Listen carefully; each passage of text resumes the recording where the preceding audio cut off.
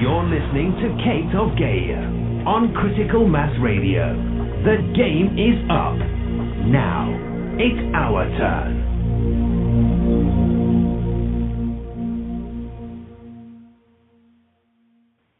Hey, and good evening. Welcome to Outside the Box here on criticalmassradio.co.uk. Yours truly, Kate of Gaia, coming at you live and in personam. Yeah, that probably works better. Anyway, I'm just waiting for word from Santo and or Michael McCracken to see if they want to jump in tonight. And other than that, we just carry on, you know. A few things I do want to get into a bit tonight. We touched on it last night, and it's something that I think is, for me, in my experience, it is of the utmost importance, and it is the utmost reason why most of us miss our yellow brick roads. And I think if I can even clarify that further, the more clear I can make it, the easier it is for others to grasp this very magical thing that just I find such a difficult time to find words for. So I will do my best. Worked on the Fifth Element Part 2 today. Didn't get it finished. Had a couple of other calls that came in, and had an opportunity to share some time with others, and which is great for me because regardless of what happens during the course of my now or my day, whatever way you want to put it, all things for a reason. So I simply have to observe why.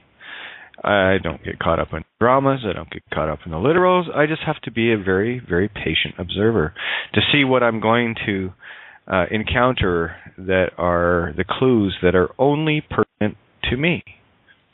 So let's try to simplify this into a codified manner that the left brain can assimilate and make sense of. When you're dealing inside this game, okay, this is the Matrix. So let's clarify a couple of things. I think we've been very clear on what this reality is, and it is the effect. It is physical. It is the created, the past tense. This is the only place where we can play a physical game at this level. So I think it's safe to say, and I mean you can challenge me on this, but as far as I know, it takes light time to travel from any point to any point, regardless of how small the points are between. There is still time in the linear sense, the illusional time, if you will.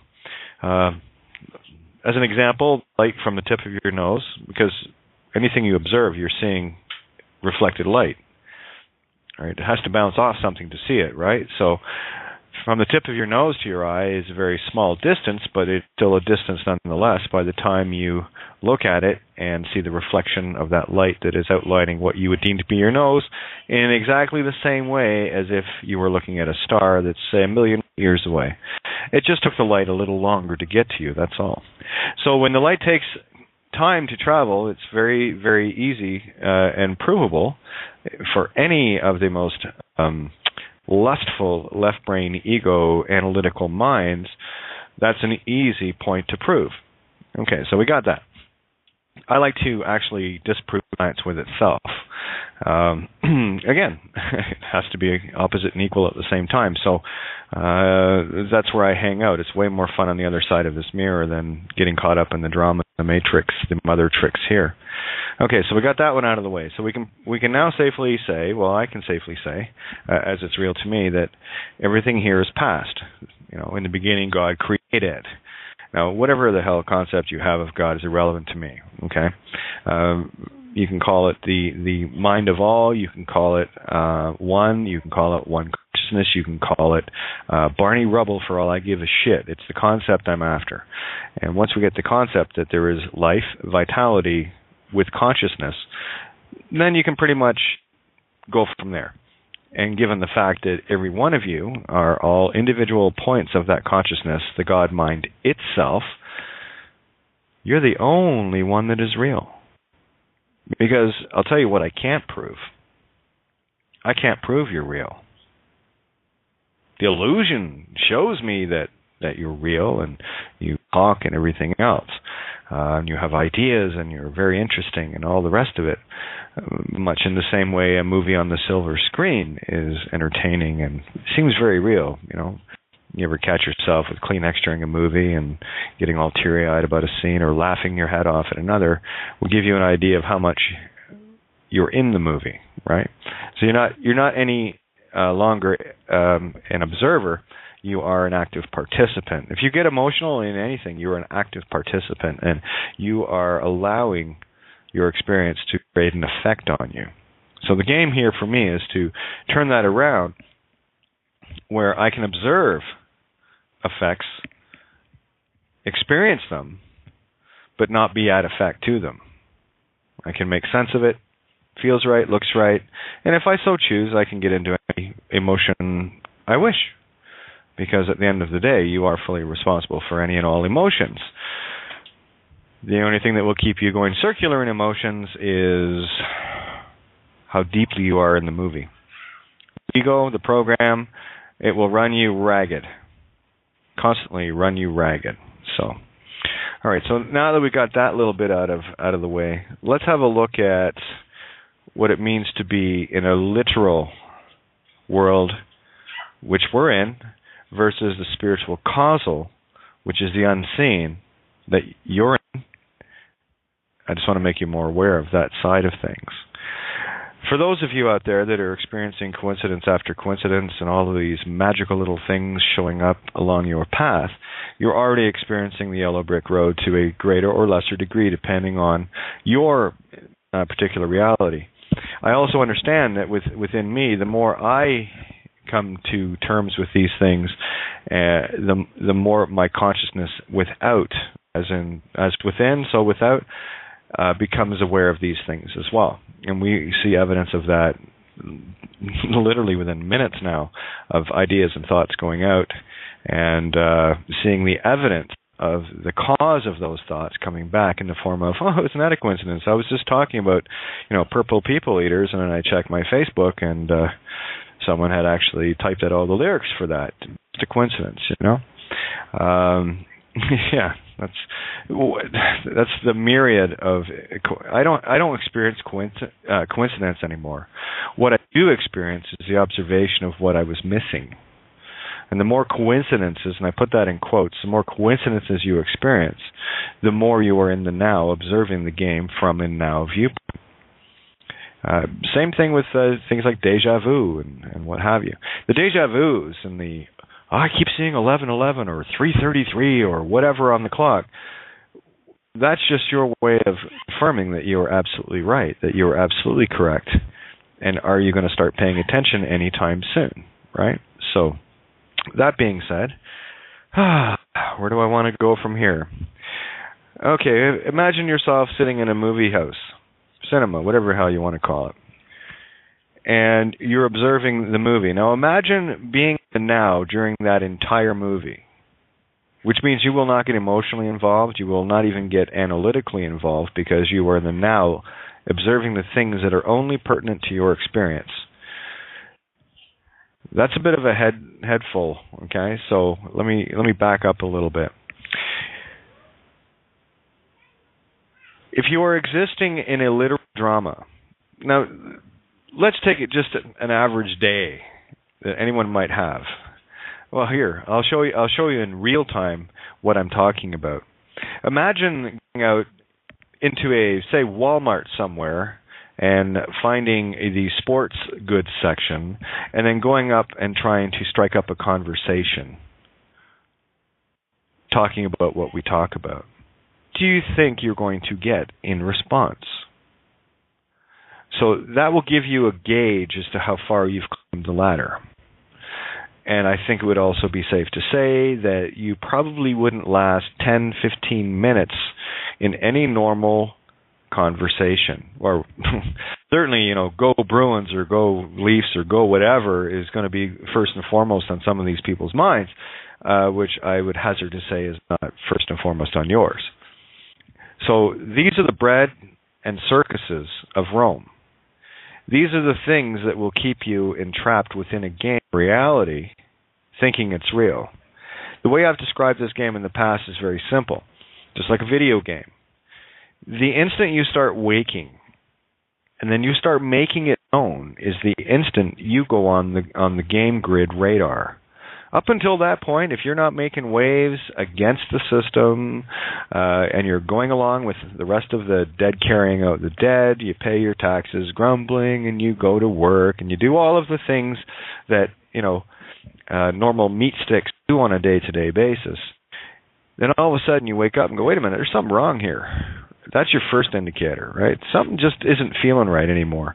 And then you start looking, and then you start uncovering the typical conspiracies. We've all walked this road. And I'll tell you, the difference between that point, what I'm talking about, and where we're at right now is light years. Because while people are still stuck in this literal drama, we'll never see the spiritual side. They will always be at effect. In as much as someone that goes into a court trying to argue statutes and legalese and the rest of this shit, they haven't got a clue as to who and what they are. And they're missing the point of the game. So the game for me is quite simple, and I work diligently every day to be a better observer of those things that matter only to me. You see, because I'm the only point of consciousness I can prove. As far as I'm concerned, I'm the only God in existence, and the rest of it is just a movie. Hell of a convincing movie, no less, and I'm sure you'll probably feel the same way. But the truth is, we are all one. Experience ourselves from completely different viewpoints. It would be a very boring game if we all had the same, piece on the board. If we were all trying to move the same piece around the board, there wouldn't be much interaction, and there certainly wouldn't be a game. You might go around the board once or twice, and that'd be fun, rolling the dice for yourself, and that's all great. But I'll tell you, the minute you have another game player or another game piece on that board, it starts to get a whole lot more interesting, because now you have a game. You have a contrast. You have something that you can sink your teeth into and someone to converse with, another part of yourself. And I'm sure many of you have sat down, as I have, every day. I have wonderful conversations with myself, because that is what we do. That is what we've always done. In the beginning, there was the one. Who the hell else are you going to talk to? So anyone that thinks talking to yourself is crazy is obviously missing the point of creation itself. And it was as a result of us talking to ourselves that this all got created. So, I mean, that can be argued it's a good thing. It can be argued that it's not a good thing, and that's entirely up to you and your perspective. But for me, it's about getting out of the matrix that we've been so deeply embedded within and have been at effect to for so very, very long. I've had enough. And I'm sure many of you have had enough. We need a better game, because, I mean, this whole thing with, the lawyers and the judges and the cops and the governments and the money and all the rest of the shit that goes along with it is beyond boring. Yeah, we get it. Ha, ha, ha. Good joke. That's the best you got? Hell, it only took me 4 decades to figure it out. So there's not much of a game there left, right? Look at how many lifetimes people go through and they never even notice it at all. Look at how many people that are on the planet right now that are traveling through, and based on where their consciousness is,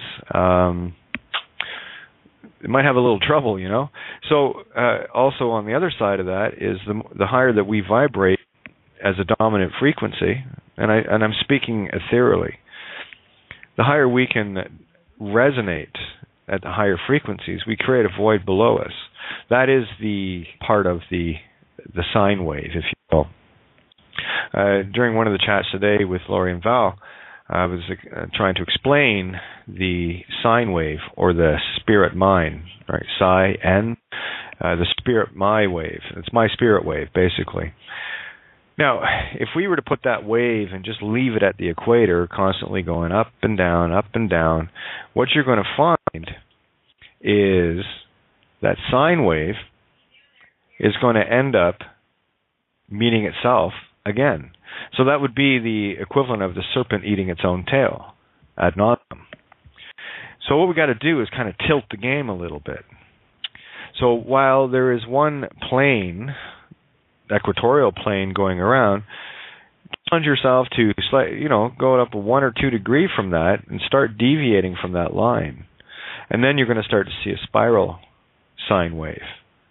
And that's kind of what I'm writing about in this essay right now. So still working out some of the ways to explain this. But here it is.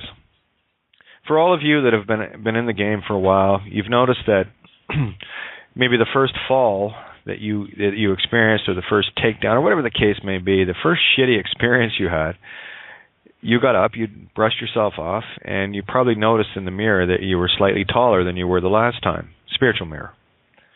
And you had a newer, or at least a reference experience for the next level of the game, right? Because we're traveling in now laterally, and these are all different experiences.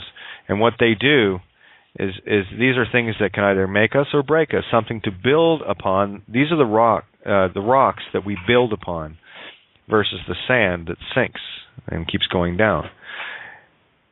So if you're vibrating at a constantly higher level, you kind of skew the equatorial line and you start rising up, so that your next low is higher than your last low.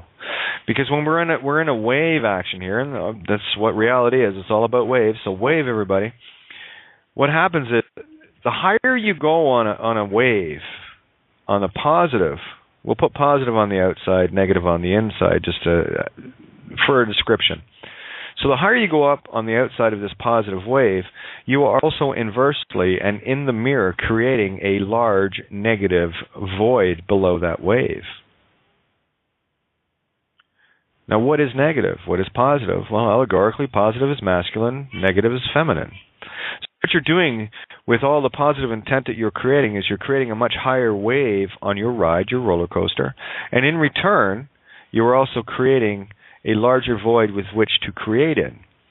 So as you go back down on the other side of the wave, what you're doing is you're expending that positive potential into that void, and what results on the positive side is what you create. It's going to be a lot easier to explain this in an essay. Trust me on this one, I promise you. But again, higher positive you go with intent, you're creating potential. You're creating all sorts of creative potential. And what happens is, with this system, in its wonderful way, it removes as much of that potential as possible by taking that energy, so that the wave that you're building cannot get to a certain point. Unfortunately for system, that illusion is broken. And what the system is witnessing now is its own collapse, because we've created so much positive potential in a negative void that all we can do is rise. At least while I'm in the game, absolutely. That's the only way I see things. So, now if you've got that sine wave, instead of going circular around the Earth, if you can envision it going slightly up, constantly on an incline, that wave, you can leave the wave exactly the same, but your intent is different. Your intent is to climb. So what happens then is, as you expend your potential highs to do the creations and your lows, of course the mirror always has to be, the lower you go, the higher you can climb. And what you're doing is it could be an identical low, but it's slightly higher than the last because you've changed your perspective. You're climbing instead of just staying stagnant on the status quo line called the equator. That might sound a little bit complicated, but it's really quite easy. It's a lot easier to show in a drawing, so I should probably start doing videos. But anyway, that's just me. Well, let's bring some people in here, because let me just see if Santo or Mike have made it to the call. Nope, not seeing either. No worries. All right. Just checking through the chats here, guys, and then I'll get 323 open up. Okay, yeah, we're live. We're on the air. Okay. Good one, Joseph. All right. Area code 323 and area code 773. I wonder where you went. You dropped off and you're back. So jump in, guys. What's on your minds tonight? Well, I guess I can start. I'm just listening to what you're saying. Hi, Tanda. How are you? I thought that was you. I wasn't sure. Yes, I'm well. How are you? Happy New Year. Happy new reality indeed. I'm doing well. Hello. I trust all is well with you because it is. It is. Absolutely. I guess I listening to what you were saying, one thing about saying how it is in your world and being God over your universe, your reality, your movie, or I guess however one would want to label that. You're really saying to other people, too, that you have to find your godness, your reality, your movie, the way it's going to work for you, and you will learn to play that out. So it's really about getting in your own lane and realizing what your job is. I mean, when you talk about being a chess player, and being where is your place on the board? Where do you fit on that board? And the potential, when I heard you talk about potential and the wave and the high and the low, really that's about your emotions and how you're able to deal, because you talked about being neutral through everything. So it's like it's an acceptance. So almost in that low, being accepting so that you can rise, because even when those things happen, you learn from them or you see them for what they are, and you can really begin to sidestep them. And the more in tune you become, you can avoid them totally. They don't even affect you anymore. The easiest way to describe it is probably the most graphic way. This place, you're absolutely right. This place is all about getting you to lose your potential energy by, creating emotions and all the rest of it. We can call it, let's say you're building your potential up to do something, then something emotional hits you, and you have a premature ejaculation of that energy, and it drains into the negative creation. And I mean that quite literally. So it really is that simple. Can you hold the charge to release it when you intend versus having someone or something come into your lane and derail you? And only when you get neutral can you maintain that charge, that positive charge. Until you decide, okay, I'm ready for this one, and then you let it go and you put that intent and power into it. See, what we don't have the chance to do is build up like the capacitors we are. Ka, pa, is, or is, ises, right? Taurus. So when we're talking about capacitance, there's that N word again, mind. It's like the word I was talking with Lori and Valerie earlier, the word experience. Well, let's have a look at experience. I'll tell you what experience is. X is life. Okay, X marks the spot. Per, which means by. I, the self, and ens, the mind. So it is life by my mind. Life by my mind. So it's what you are creating. I explained it a lot better earlier with Val and Lori, but that should give you an idea of how I locate things, and I have not found any better trick than phonics. It's the trick of tricks, purple people.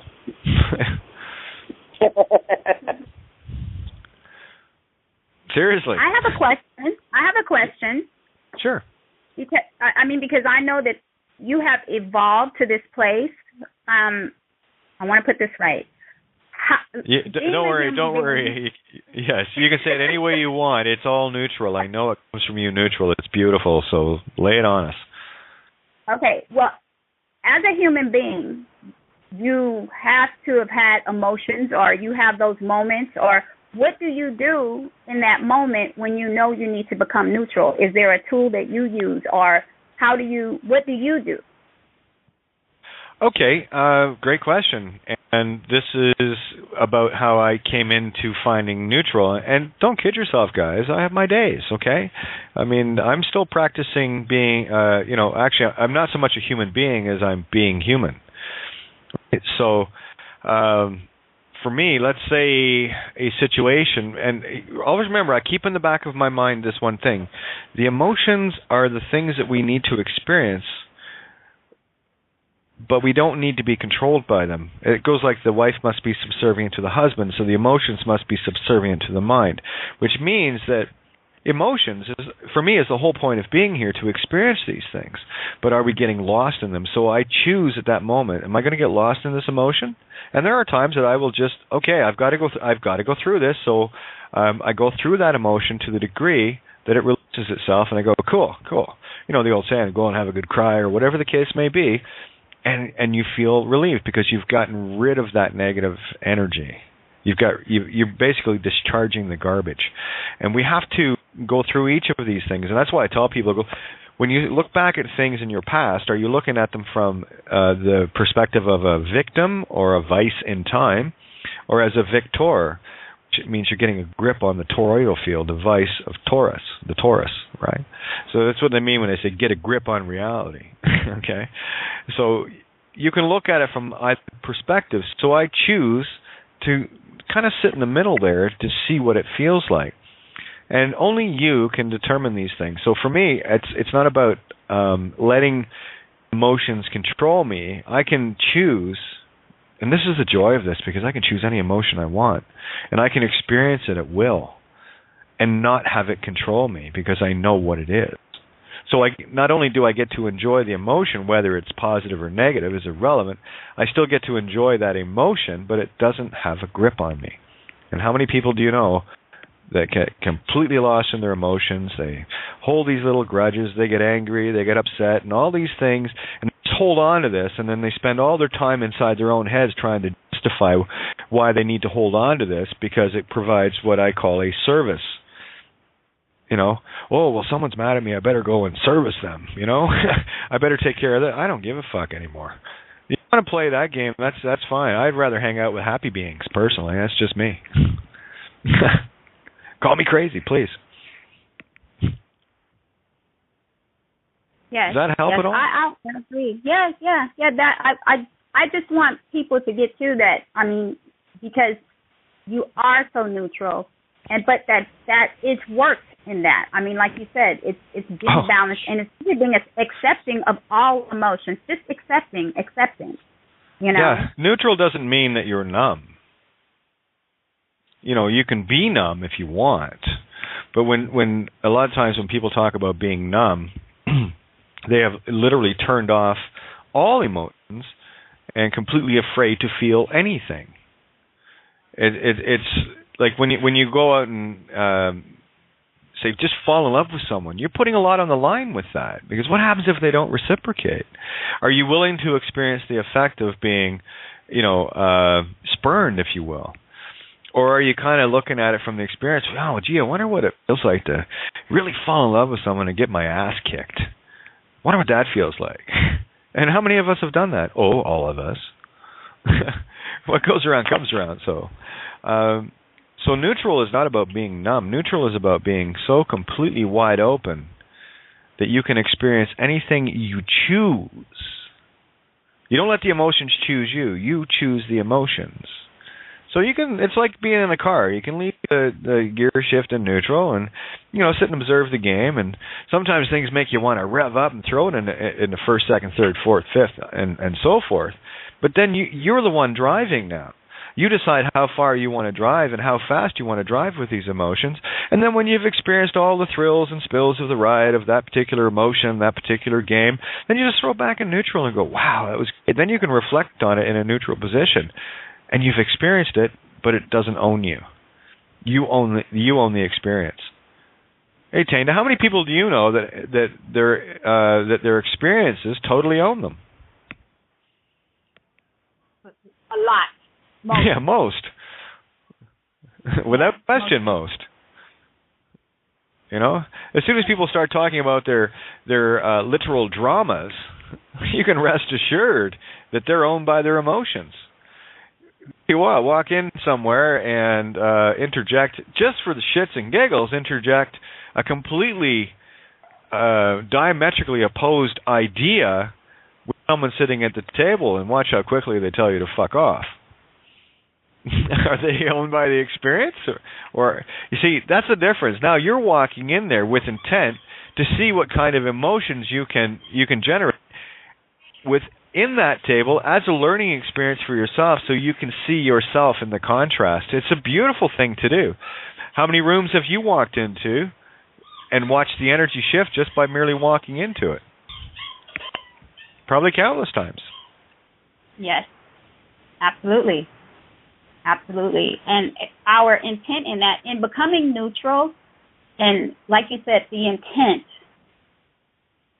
you're neutral, you're objective, but you have your intent, and that opens up for the universe. It allows. So you're not dictating how it's going to happen, but you can just, a beautiful day, and it will turn out to be a beautiful day. It happens for me all the time. All the time.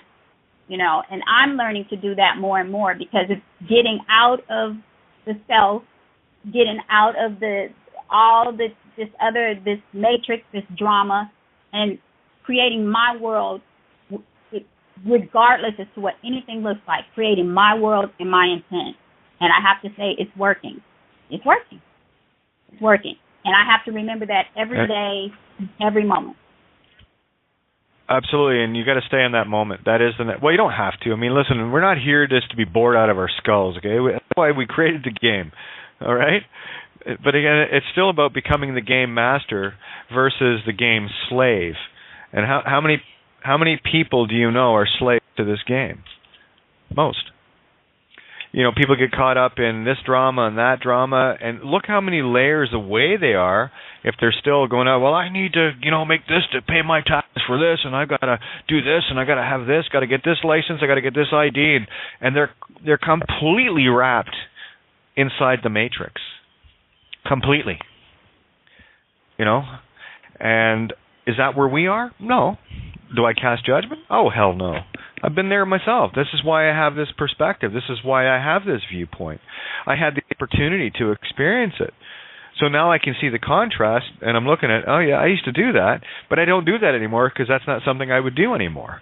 So what I'm doing now is making an aware choice within my timeline, going lateral, as to what I accept within my reality or not. Good example is the best fight is the one you walk away from. Because you're not going to get caught up in someone else's turmoil. You're not going to get caught up in someone else's drama. And I think, we got Val and Lori on the call here right now, right? 773. Yeah, Rory. Yes, Kate. I was being domestic. I was doing some dishes. Right on. And we have Rory. Holy, look at you guys go. Right on. So, don't mind me just shifting around here a little bit. I actually want to see if I can get a signal in my car. If we drop off, don't worry, I'll rejoin the call. But I actually managed to hold a phone call today. Right, Val? Right, Lori? Oh, absolutely. Yeah, it was 2 hours. Well, let's just see, because wish me luck. It's all right. We'll hold the signal. You ready? We got the signal? Okay, I'm out of the wind. Don't have a fire going tonight. Besides, it'd be too damn cold to do that anyway, so I will just sit in my car. Look at that. I can broadcast from my car. Isn't technology wonderful? Oh, yeah. And if I need power, I can go... I'm sorry. Go ahead. I said it's wonderful how technology reaches the masses. Did you drop off? Couldn't agree more. I muted out. I thought you were going to have a bit more than that to share, but that's okay. It's all good. But yeah, it was a great conversation this afternoon, and we went into a lot of the stuff that I'm talking about right now. And here, let me get your feedback on the conversation that we had and what I was trying to convey. Sure. Well, what you were trying to convey, and I was a little left-brained today, so I thank you for your kindness and your mercy in understanding where I was coming from, and you graciously improved the wavelength that I should have been on versus the wavelength that I was on. But you just shifted your perspective. That's all.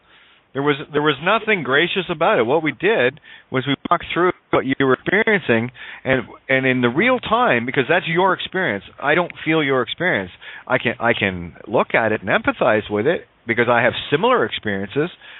and this is how we actually learn to attract and resonate with each other. But you walked the perspective beautifully, and then you got outside the box. And oh, by the way, did I mention that someone had already? I didn't know it at the time, but someone else had posted the lyrics for "Purple People Eater." right about the same time we were talking about it, no less. Yeah, and just to expound on that a little bit, Kate, Lori here. The Zeus's lightning bolt was pretty profound for me to see how that when you're stuck in that whole legal fiction, the way to the point of the arrow, so to speak, to the narrow path, which is our yellow brick road, it's quite, the way that I'm viewing it now is when I look at that lightning bolt is I see that we're actually being cornered into the point before we enter into that narrow road, and then when we actually reach that spiritual essence, we then open ourselves up to so much more creation, and that was very profound for me to see that. That's where we become the tree of life. The tree is the same example. And for those, I have talked about this before, but here's how you can have a look at it. If you've got a piece of paper, if you remember the old days in school, the greater than and lesser than symbols, the sideways triangle or V. So you've got on the one side, you can do this on a computer right now if you want. Just do the greater than, which is the arrow pointing to the right. Then you do a whole bunch of dashes. And then you do the lesser than, which is the arrow pointing to the left. And what they're doing is they're pointing at each other, and they've got this dotted line between them. That's Zeus's lightning bolt. So on the left side is physical reality, where we are looking for this very narrow road to find. And then once we find it, all our actions are geared to us eventually percolating to that point where we enter the narrow road. Then we walk that narrow road for a while, and depending on where you're at in the game, will determine how long you stay on it or if you get knocked off it. But it's not a very long road when you really stop and think about it because, well, here we are. And then when you get to the other end, what you see is creation opening up like the tree, that as above, the branches out, the as below, the roots branching out as well. So that is the tree of life. The narrow road is the one that we have to walk in order to find that branching out, when you understand that every thought you have is one domino that lays waste to countless dominoes throughout the infinity. Every choice you make has ramifications everywhere. Ram, I, Phi, Ka, Ti, ions. Ramification or Ramifica, Ka, Ti, ions, right? So, see, it's all in the words. Ram, we've talked about RAM. We can even talk about the RAM on your computer. It's just a coincidence. RAM and ROM, as I like to call it. You got to clear the RAM drive, that's your left brain, in order to leave enough room to start new creations. We get so cluttered up with all literal left that we don't have any time for any creativity because our RAM is jam-packed full, and you can't have an original thought to save your life. That's what it means to shut down the thoughts. It's not about trying to not think. It's about getting all that shit out of the way so you've got a clear RAM to work from. Your computer will work a whole lot better and a whole lot faster, I promise you. So, anyway, just my thoughts on it. No, that's beautiful thoughts there. Well, hopefully it makes sense, you know. I mean, it feels right and it thinks right for me, but that's my reality as I see it. So, but let's get everybody in tonight because we're gonna have a mind blower tonight. I can feel it, and of course we're in the Grand Cross right now.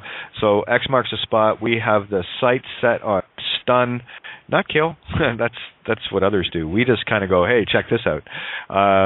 So let's just say this course. Rory, oh my, and that's not to exclude anybody. So please remember, guys, just because bring someone else in doesn't mean to say you got to shut up for the rest. I actually expect everyone to keep going and jump in. I want to hear table talk here. I don't want to hear let's talk to Kate and then let's talk to Kate and then no. I want to hear everybody talking. All right. So hey, Rory, how the hell are you? I'm doing okay. I'm just a little nervous. I had a little. I was arrested. And which is fine. I had to go through that. I it's not a matter of I made a mistake or not. I just didn't know who I was at that time. Really, truly knew who I was. and it just seemed I had to see it play out, and then or I don't know if I needed to see it. Just played out, and it really did seem like these people are just so programmed, because they did yell at me when I said it, that I'm not legal name, and I am the witness, and it just I had not felt very good that day. I had bad energy around me or whatever. But anyways, that's no excuse. I'm just saying that it played out like it did. But what I want to say is I know who I am.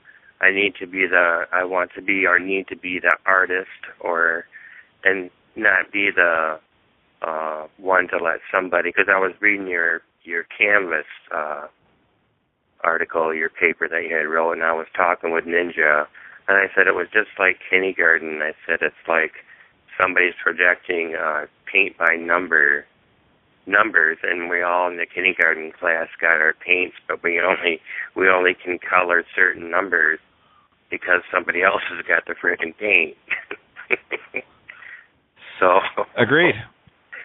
So that's pretty much that's how I'm fucking seeing it. You know, I'm not gonna lie that I'm not a little nervous, but like I was posting in the Skype room, sometimes I have to get my thoughts out. If I keep them in, sometimes it's kind of crazy. We were talking about Art Prize here in Grand Rapids, and we were talking about a friend of mine. As a matter of fact, I used my friend's poster in one of the posters that I had made a while back. And if you remember, it's the one with the pink flamingo. Yes, I do remember that one. Like the bridge. Well, that was my friend. My friend Ken, and he loved to paint. That was one of the main things he painted was flamingos. I have no idea. And but anyways, I love that painting because it represented a bridge and crossing it to the other side. And so anyways, I was talking about him entering Art Prize, and Art Prize is kind of a big thing here, where all the creative people get together, whatever it is, as long as it ain't something sexual in nature. I presume that it can get entered, I suppose. But Ken ran into a little incident. And his painting he entered in was judged before it was actually, quote, looked at by the entire viewing people of the Grand Rapids area. And his painting was judged immediately that it didn't fit the decor of the Art Prize. And so, in other words, I don't know where I'm really going with this, but they just, I'm losing my thought. That his creativity might. Okay, go ahead. I was going to say, especially when we speak of art and our creations, art is viewed in the eye of the beholder, right? So, what might be beautiful for one is absolutely aghast for another, but then that's what emotions and this physical reality do. It puts us in a judging position, and that's what our whole society is about. They teach us that from, very young. I do think I did cover that in the Behold a White Canvas essay. We've had our canvases, taken from us, and we've become very protective of the little space that we do have on it. So that's another part of this program, in that little space that we have left in terms of creation, it doesn't take much to derail.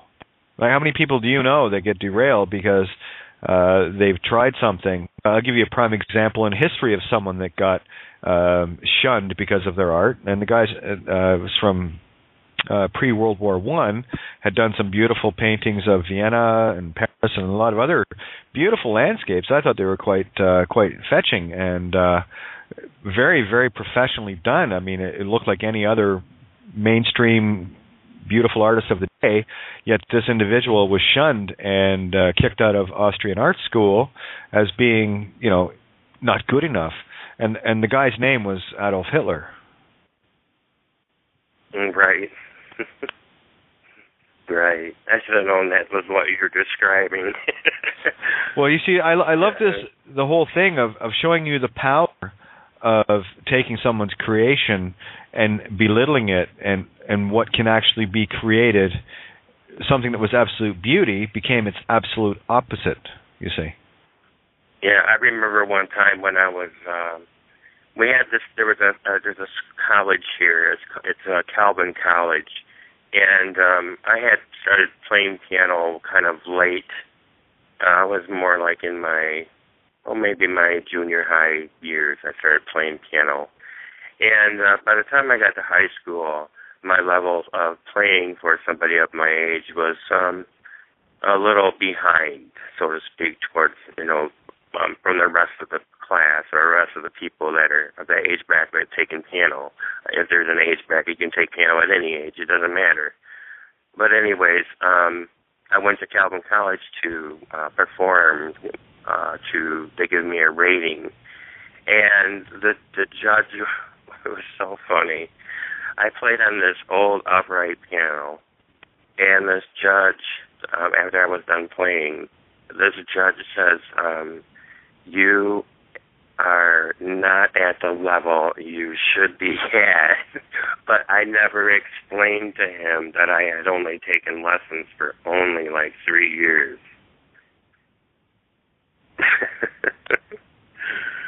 And so there's a shocker, eh? Yeah. So it was so it was like it's just I don't know. It was kind of strange. It was just what I was going to mean. It was like surreal how things were just playing, because I was looking at him as he was telling me that I wasn't at my level. And I think that's been the whole thing through the whole thing. I haven't been at my level. Well, again, that's an external that judgment. Only I can answer for for myself. I mean, yeah. See, only you can judge your own experience. Now, I want to quickly go back to what you said you were feeling about being a little nervous and this and that and the other. Yeah. Okay, let's deal with that.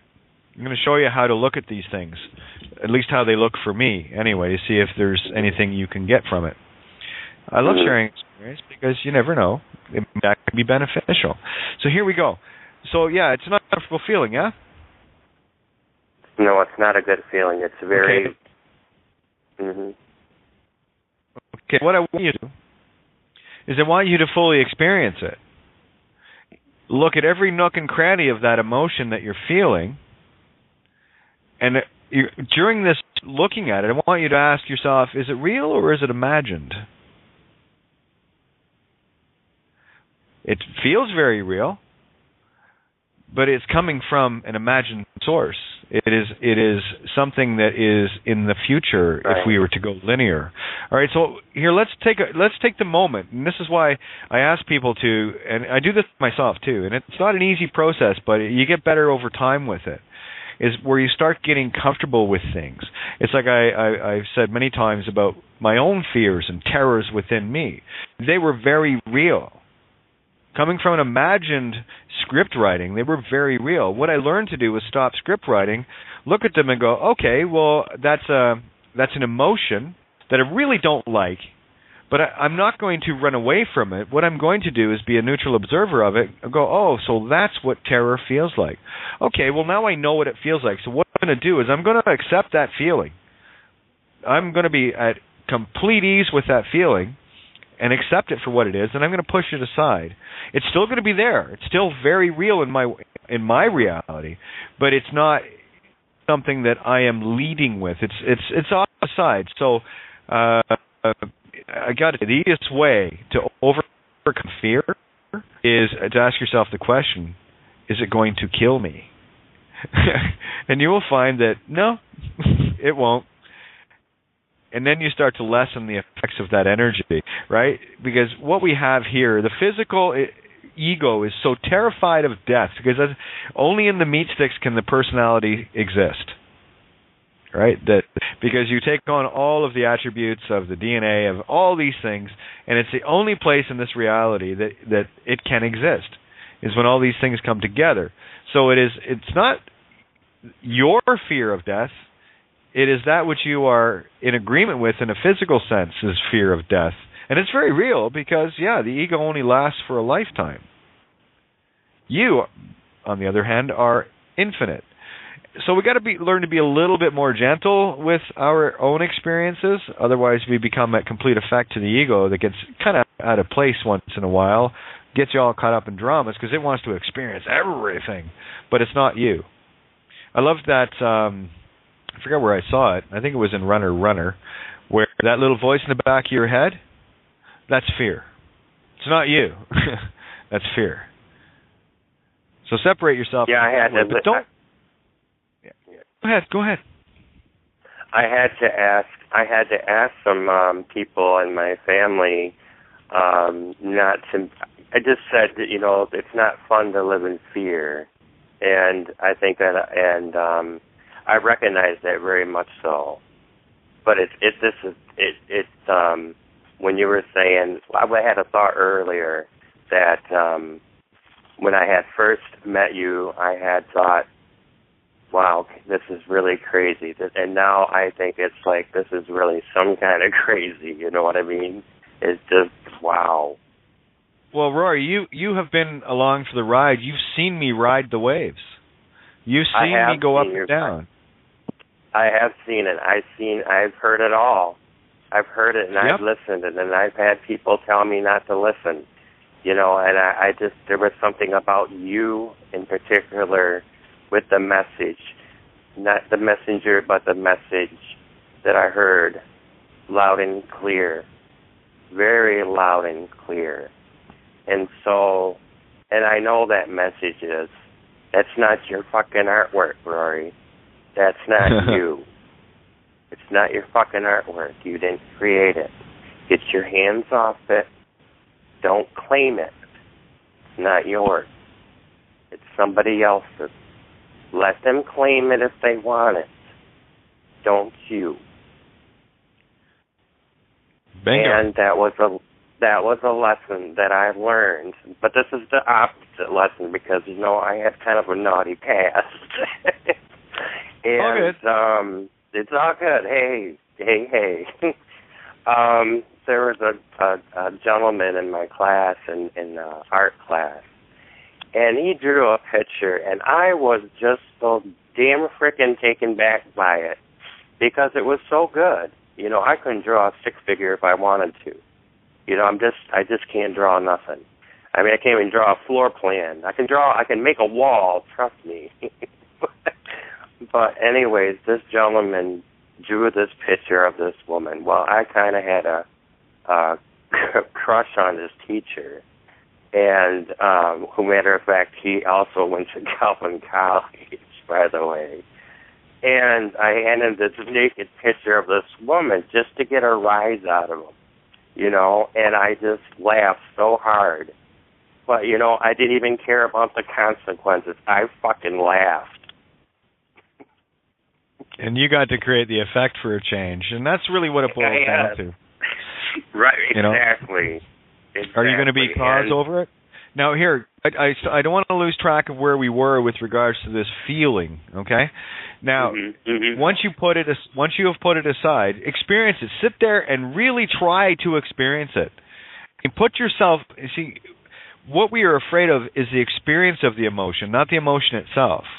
So get right into that emotion and experience it to its fullest. Imagine everything you can to absolutely scare the shit out of you. Experience that emotion. Go through all of the different scenarios. This is not script writing. This is script destroying, okay? So when you get there and you've done all of these like crazy scenarios, well, if this does this and this, and you create as much as you can and then laugh at it. Because I'll tell you what will happen then is that emotion won't have the power it did. You won't have the fear of being in the emotion. The emotion itself is nothing. What we have is a fear of experiencing it. So experience it. Get into it and go, wow, that feels really shitty. That's like, oh, I don't like that, and this is garbage, but wow, that kind of feels, it lightens up every part of you when you decide to experience it, and you'll notice something transform at the other side of it. Because that which we confront head on, as the bull, the Taurus, the toroidal field, the resistance, right? Hey, Kate. Can I jump in? It's Tracy. Yeah. I just finished the one thought. Okay, go ahead. Yeah, it was about the resistance. When we are resisting something, we are creating it even more. So find those things that you have a slight abrasion to, and then just push through them. And you'll be amazed that that energy that it took you to push through it was actually given to you by that which you had to push through. Go ahead, Trace. Yeah, I'd love to talk about, processing emotions. I don't know who the gal was earlier, but I wanted to respond. But I just want to say, Rory, I commend you for your honesty. You didn't know yourself, and I hope our brother Dean hears this and gets himself out of that situation pretty soon. So, our emotions are something that's my favorite subject, because the shadow side is how we got into this by not acknowledging our own traumas. We were taught to stuff them and do other things other than express our emotions, right? We were hysterical or we were mentally ill. And our emotions serve to purge past traumas from past lives and this life. When somebody outside of us, the old paradigm was, oh, boo, I'm a victim, you hurt my feelings. Like where we are now, it's when something or someone triggers a negative emotion, whatever we want to contract with, we're charging it based on that emotion. We're charging that, and then we're going to experience that. So to stay neutral to me is to, like what Kate said, the way I term it is embrace it, accept it, that it came before, so here it is in the physical, let's just go through it, because there's no stuffing it back down. That's what we did before. That's caused dis-ease and denial, and those emotions emitted into the field without our knowledge, in our ignorance, and that's the problem that we have out there.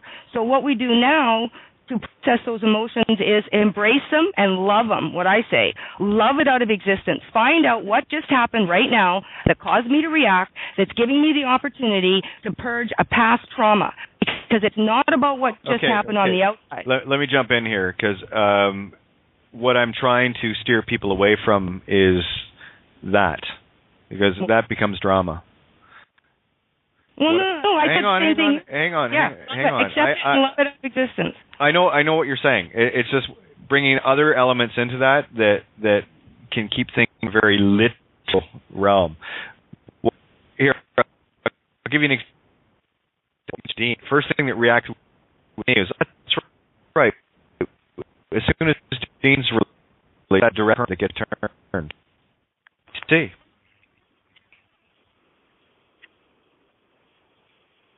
Kate, you broke up a bit. Mm-hmm. I see everything out of the board. You see what I'm saying? So what I'm trying to get people away from is the drama, is mode, and the example Roar is to it to best foot to get control back of realizing that it is just a literal illusion, that it is something that you are imagining. So are you going to add effect to the effect, or are you going to start being cause over it? And that's where I was going next. Now, I got to tell you, this whole thing with Dean has been a beautiful allegory. I watched a little video today. He's in. I'm going, wait a minute, that's 11. Okay, good. That's a duality. We're good. Which falls in line with Dean Clifford, DC, direct current. So, and I'm looking at what is he doing, and he is in the belly of the beast. And as soon as he he is. Out, but it's an allegory. Rory said he doesn't totally know who he is to be in there right now. Is he going to surrender? Is he going to file a private prosecution? Are the witnesses going to show up? Are they going to file on his behalf? Trace, and is he going to surrender his ID? Because right now, Trace, he's not my concern. I know. No, but hang we're talking allegorically, sister. No, actually, no. You're talking very literally. What I'm trying to, this is the thing that I'm trying to write to get people to see this. It's such a fine line. I'm bridging it. Sorry. I know you are. I know this table is bridging it. That's what this table's about. And exactly. So we've got, this is the current topic, and I just there's the word. I just think what he said was, to me, it was worth addressing, because he deserves to be commended for acknowledging that if you're if you're getting arrested, if you're at the front line, you're in the belly of the beast. If you're partaking in any of the man-made anything that is destructive to any aspect of life. Right. You are. I was taking my baby steps. Yeah, that's all right. There's some things you don't know about me, but I was taking my baby steps, right along with everybody else. Let's see. When they had been, what this whole thing is about concerning is, it doesn't really matter what is concerning. To be honest with you, I'm in there. I'm in Sorry, their system, I just want to put I put some paperwork into that I shall not be with unclean hands. All those, with my birth certificate, with the fraud, and all the documents are all there with my blood, everything boxed in red. I don't know if these people, if they have a brain to read it or not. It doesn't matter, I guess. It's got nothing to do with them, guys. Right. Okay, hang on. I understand that. Rory, I know that. Rory, I do need. Hang on. I need to jump in here. I need to ask Tanya. Can you take the helm, because I've got to go get my power line for my computer. So Tanya, table is yours. Carry on, guys. I'll be right back. Carry on. Oh yes, carry on. I know he was speaking. It's what I was going to say about the paperwork, you guys. It's just my intent is to prove that we live in. My intent is that I don't want to create any more of this fucking horse shit anymore.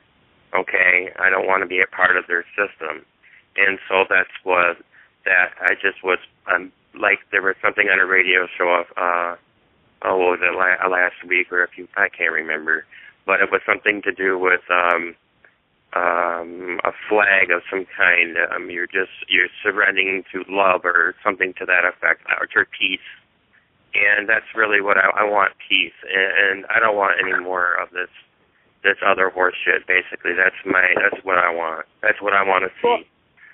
Well, this is very. It's not about going to war. I'm done with that. Rory, this is Valerie. I just wanted to touch base and tell you what Kate was talking about was somebody ordering a flag, and I think the question was what is the universal flag, which is white, right. The white flag. Mm-hmm. Is that what you were talking about? That was exactly what I was. I just heard it mentioned on a radio show. That's what I had heard. And then I heard somebody. Then I believe I heard someone mention the word slavery. Now, I had gone to the clerk's office here in Grand Rapids, and I had asked a question of one of the women there, and I said, "Who owns this birth certificate?"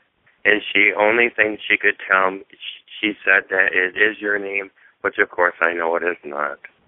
And she says, "Well, then I should seek legal advice." And of course we know that's not a good thing.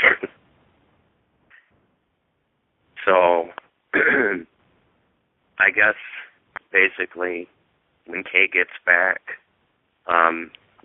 it all is about intent. It's what it's about. It's not me against them. It's just me stepping out. I realize that. There you go. Yeah, it's me stepping out. But what I'm getting at is I don't want to say this. I keep stepping away, but I'm still physically here at a certain address. Even though, I don't know it is, but the thing is, never mind. Oh, go ahead. I was just thinking, because I just was thinking because,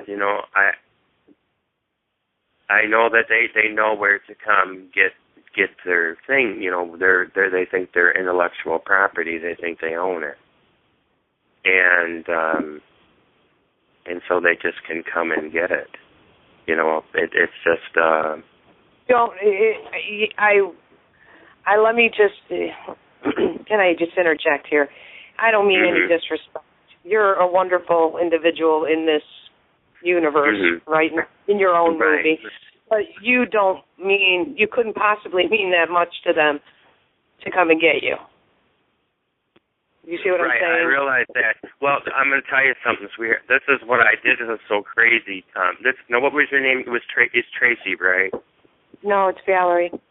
Valerie, I'm sorry, Valerie. You know what I did on Christmas Day? I know, and I have done some emailings. Maybe not as many as everybody else, but I have done some.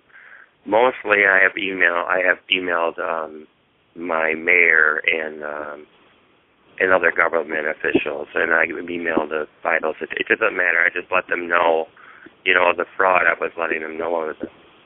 And so I had emailed something on Christmas Day, and then the next day they, they came.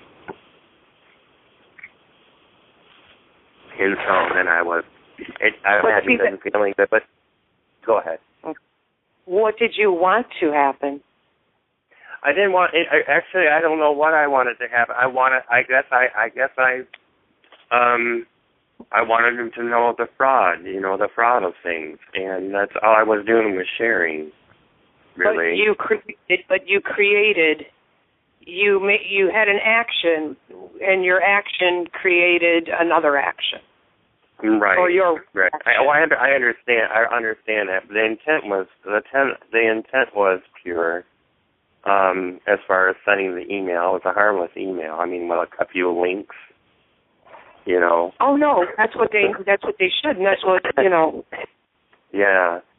So, but I had been sending. It doesn't matter. I had been sending everything back to them, but it doesn't matter for me to go over all this stuff. I know who I am. Kate's not back yet, is she?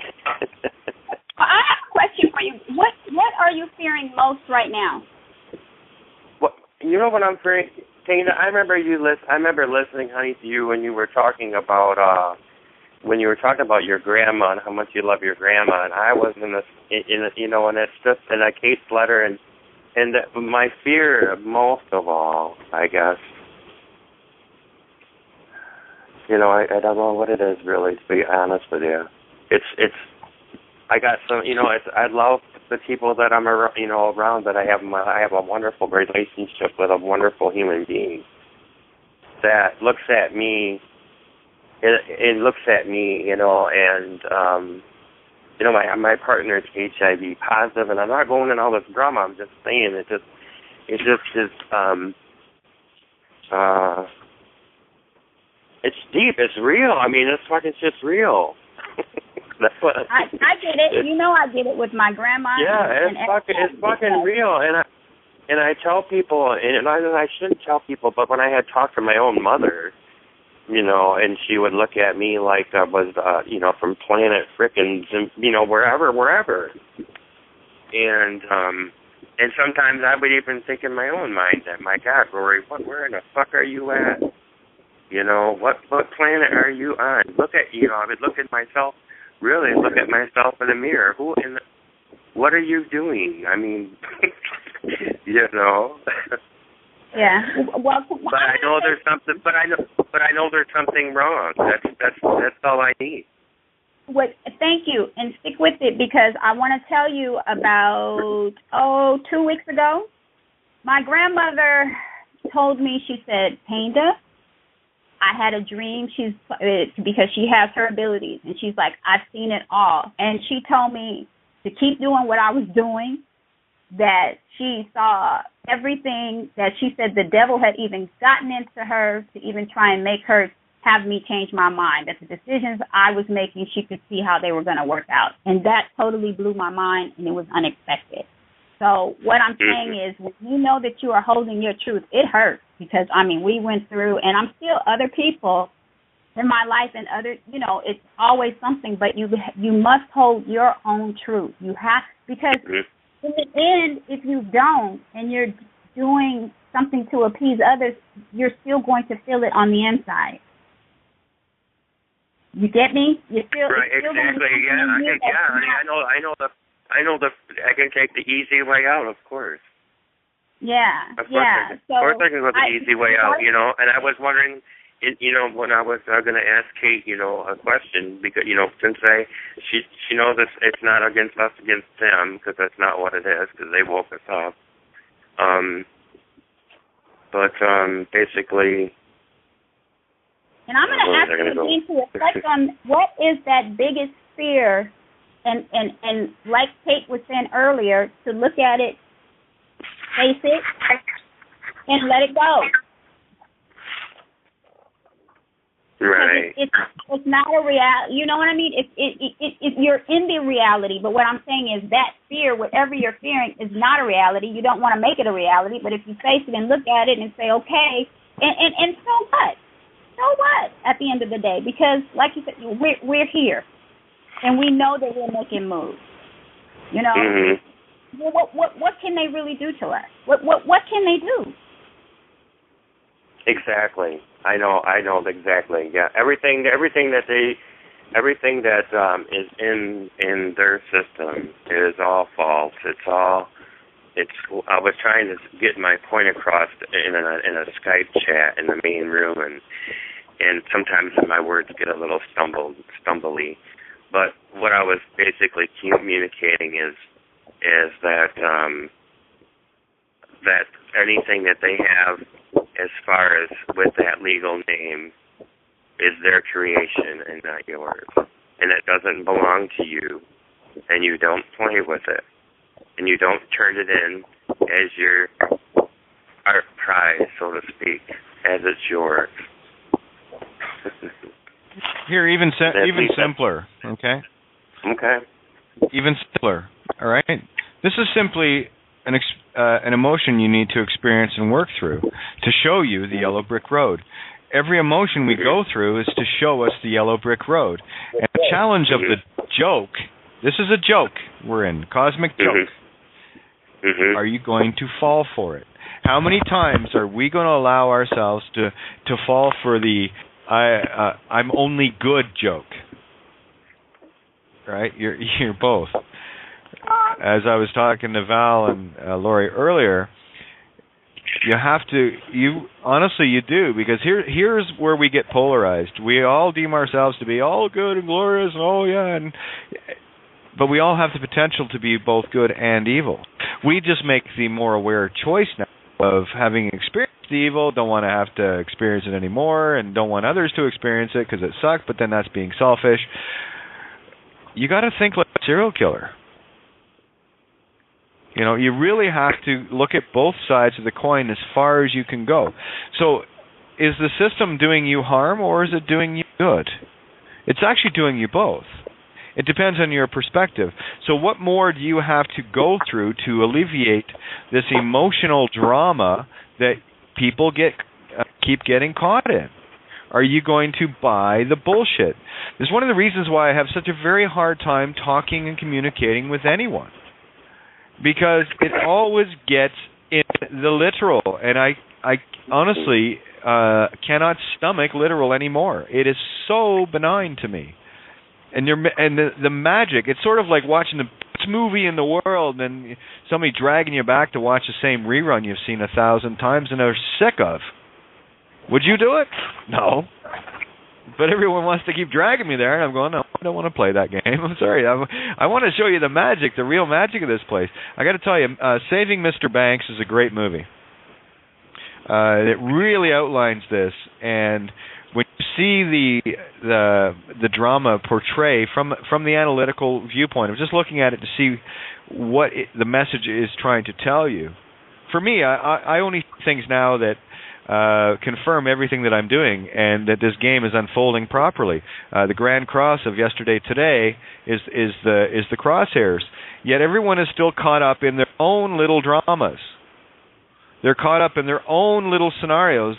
What is that doing to you? It's keeping you pigeonholed into that little window, and you will never see your goddess if you are stuck in that window. I'm trying to show everyone the field, the wide open, expansive field to look at everything. The other end of Zeus's thunderbolt, where all potential is realized, where all possibilities are there in infinite layers upon layers, where you can finally see. For me, this whole game was about finding my way back out. This is the Hansel and Gretel trail.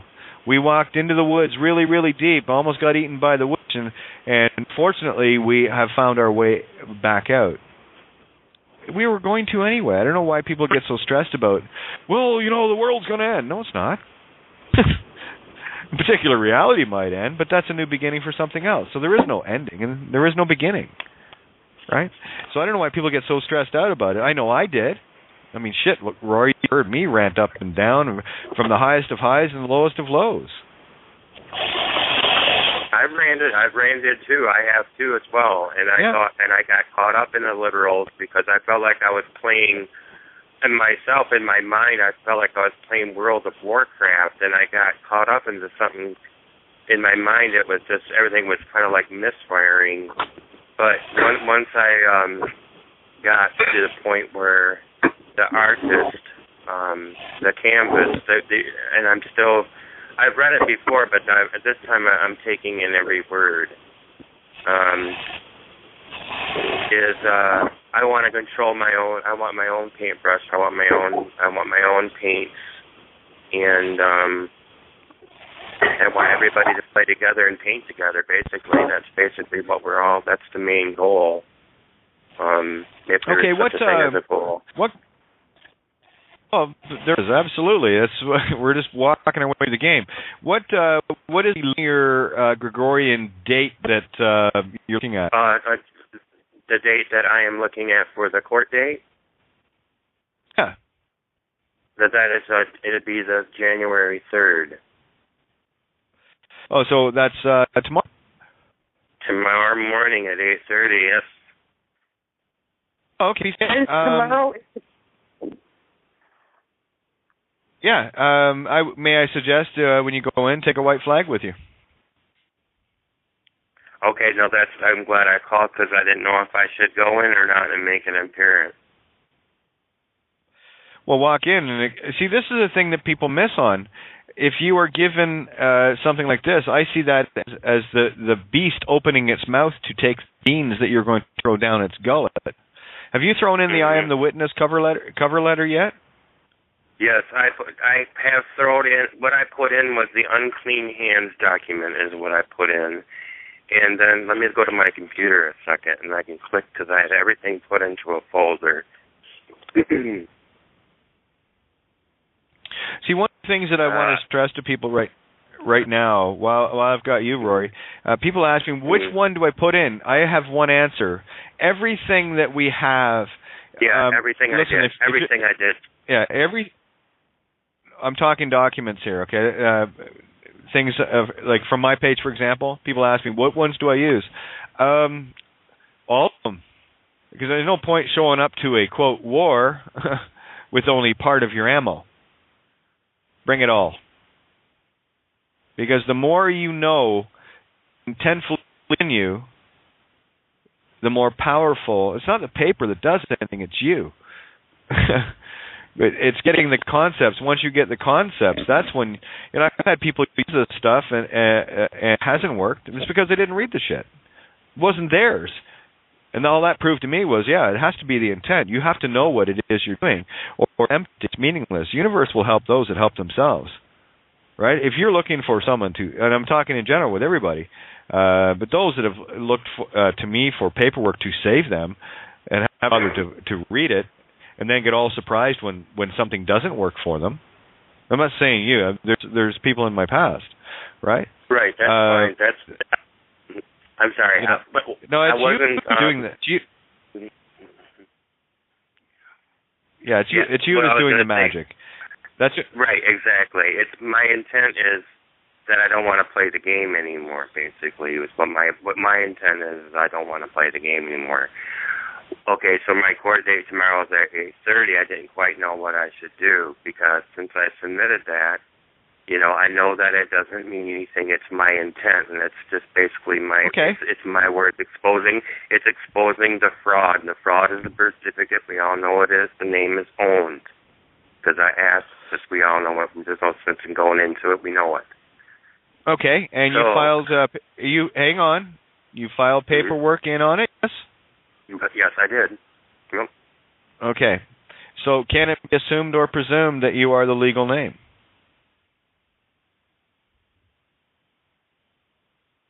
No. Actually, it can, but that's okay. It doesn't matter. You're right. It is your intent that counts. I'm just covering bases here, Rory. Yeah. That's all. Okay. May I make a suggestion that in dealing with this, going in with your ammo, if you can, I would, if it were me, and I've dealt with the court, I would have my copies, and if what needed to be highlighted, I would highlight it and give them a copy of it too. I would, because that way the judge can take a good look at, or whomever needs to look at it, they can take a look at what you're saying, and you can point it directly out to them, and that will get their attention, and just really stand the power. Now, what I was going to ask you, Kate and Tanda, was, do I go in as, I'm going to go in as a living, making peace with a white flag. If you go in with a white flag, they cannot be transgressed. That's a fact. That was an early clue, by the way. So someone had actually done that and treated properly. Unfortunately, it was still around the time of well, not unfortunately, but it was during the illusion of divine providence, like divine providence mattered, which it didn't. What mattered exactly. was we know that now. Well, again, it only matters with what the intent of the individual is. There is nothing. I mean, I need to get this point home to people. Okay, I keep there's someone come to save you. You are God. Okay. Roll that one around in your little universe for a little bit, because you are the universe, and I need everyone to get this. Okay, there's no one coming to save you. Only by your actions will you be known. Okay, now I'll use this example. This guy walks in. He was part of divine providence. He walked in with a white flag, and he was treated with utmost respect. Not because of divine providence, and not even because this guy knew who he was. It's because he had something there that is internationally, and I'm talking on the earth scale, that is recognized as something that is of the whiteness or the witness. Right? When you walk in with the white flag means one of two things. It means you do not wish to make war, and it also means that you've had enough of the war. They call that surrender, but in this case it's not surrender. It's about parlay. It's about, here I am, and you've established your own living jurisdiction as a whiteness, as a witness. So this is I think we lost Trace in the call here. Hope she can join back in. But when Trace went in, she was told prior to that by a native elder to wear a white blouse. She walked in with her white flag on, with the right intent to do this. She wasn't going in there for vengeance. She just wanted to stop what was going on. These are some of the very fine points that people are glazing over on, because everyone's still caught in the vengeance. I need to take these motherfuckers down. No, you don't. What you need to do is save yourself. And when you understand this, when you get this, and you stand in that space, nothing touches you.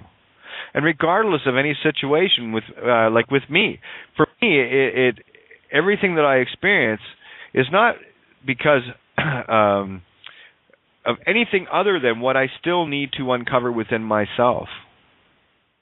I'm okay with looking at things without getting the shit beat out of me. Okay? And when I find things, I share them. That's why I write. That's what I do. Right? And this is my focus. So with regards to tomorrow, if you do go in or don't, it's irrelevant. If you don't go in, great. You've already made it known to universe.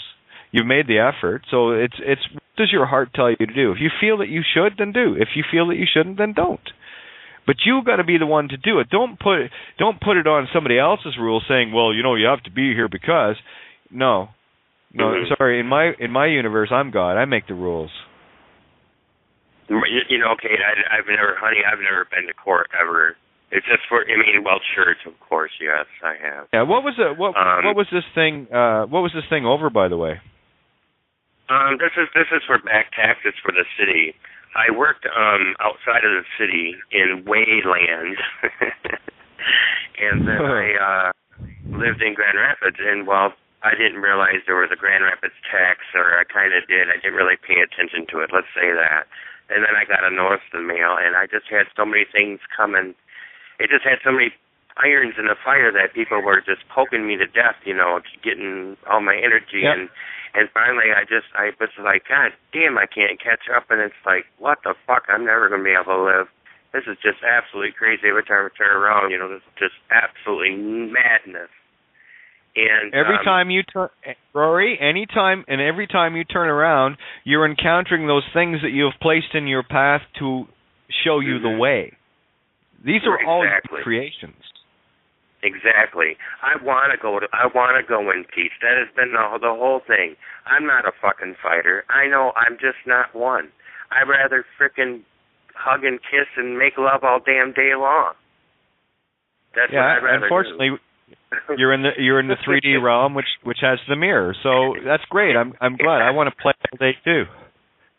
Right. Like I really am tired of doing this. Like I am absolutely sickened about having to come on every night. But I'm going to do it because I know, and I do. I'm getting the full brunt in view. I want to go properly in peace with my heart and with my intent. That's what I want to do. I want the right presence when I walk in there. I want to walk in there with not a pompous confidence, but a loving, caring. I don't know the word. I don't like to use the word. Well, here I'm going to assure you of something. They don't. Okay, yeah. These entities that you're playing with, the other points of our consciousness, quite frankly, don't grasp what you're talking about.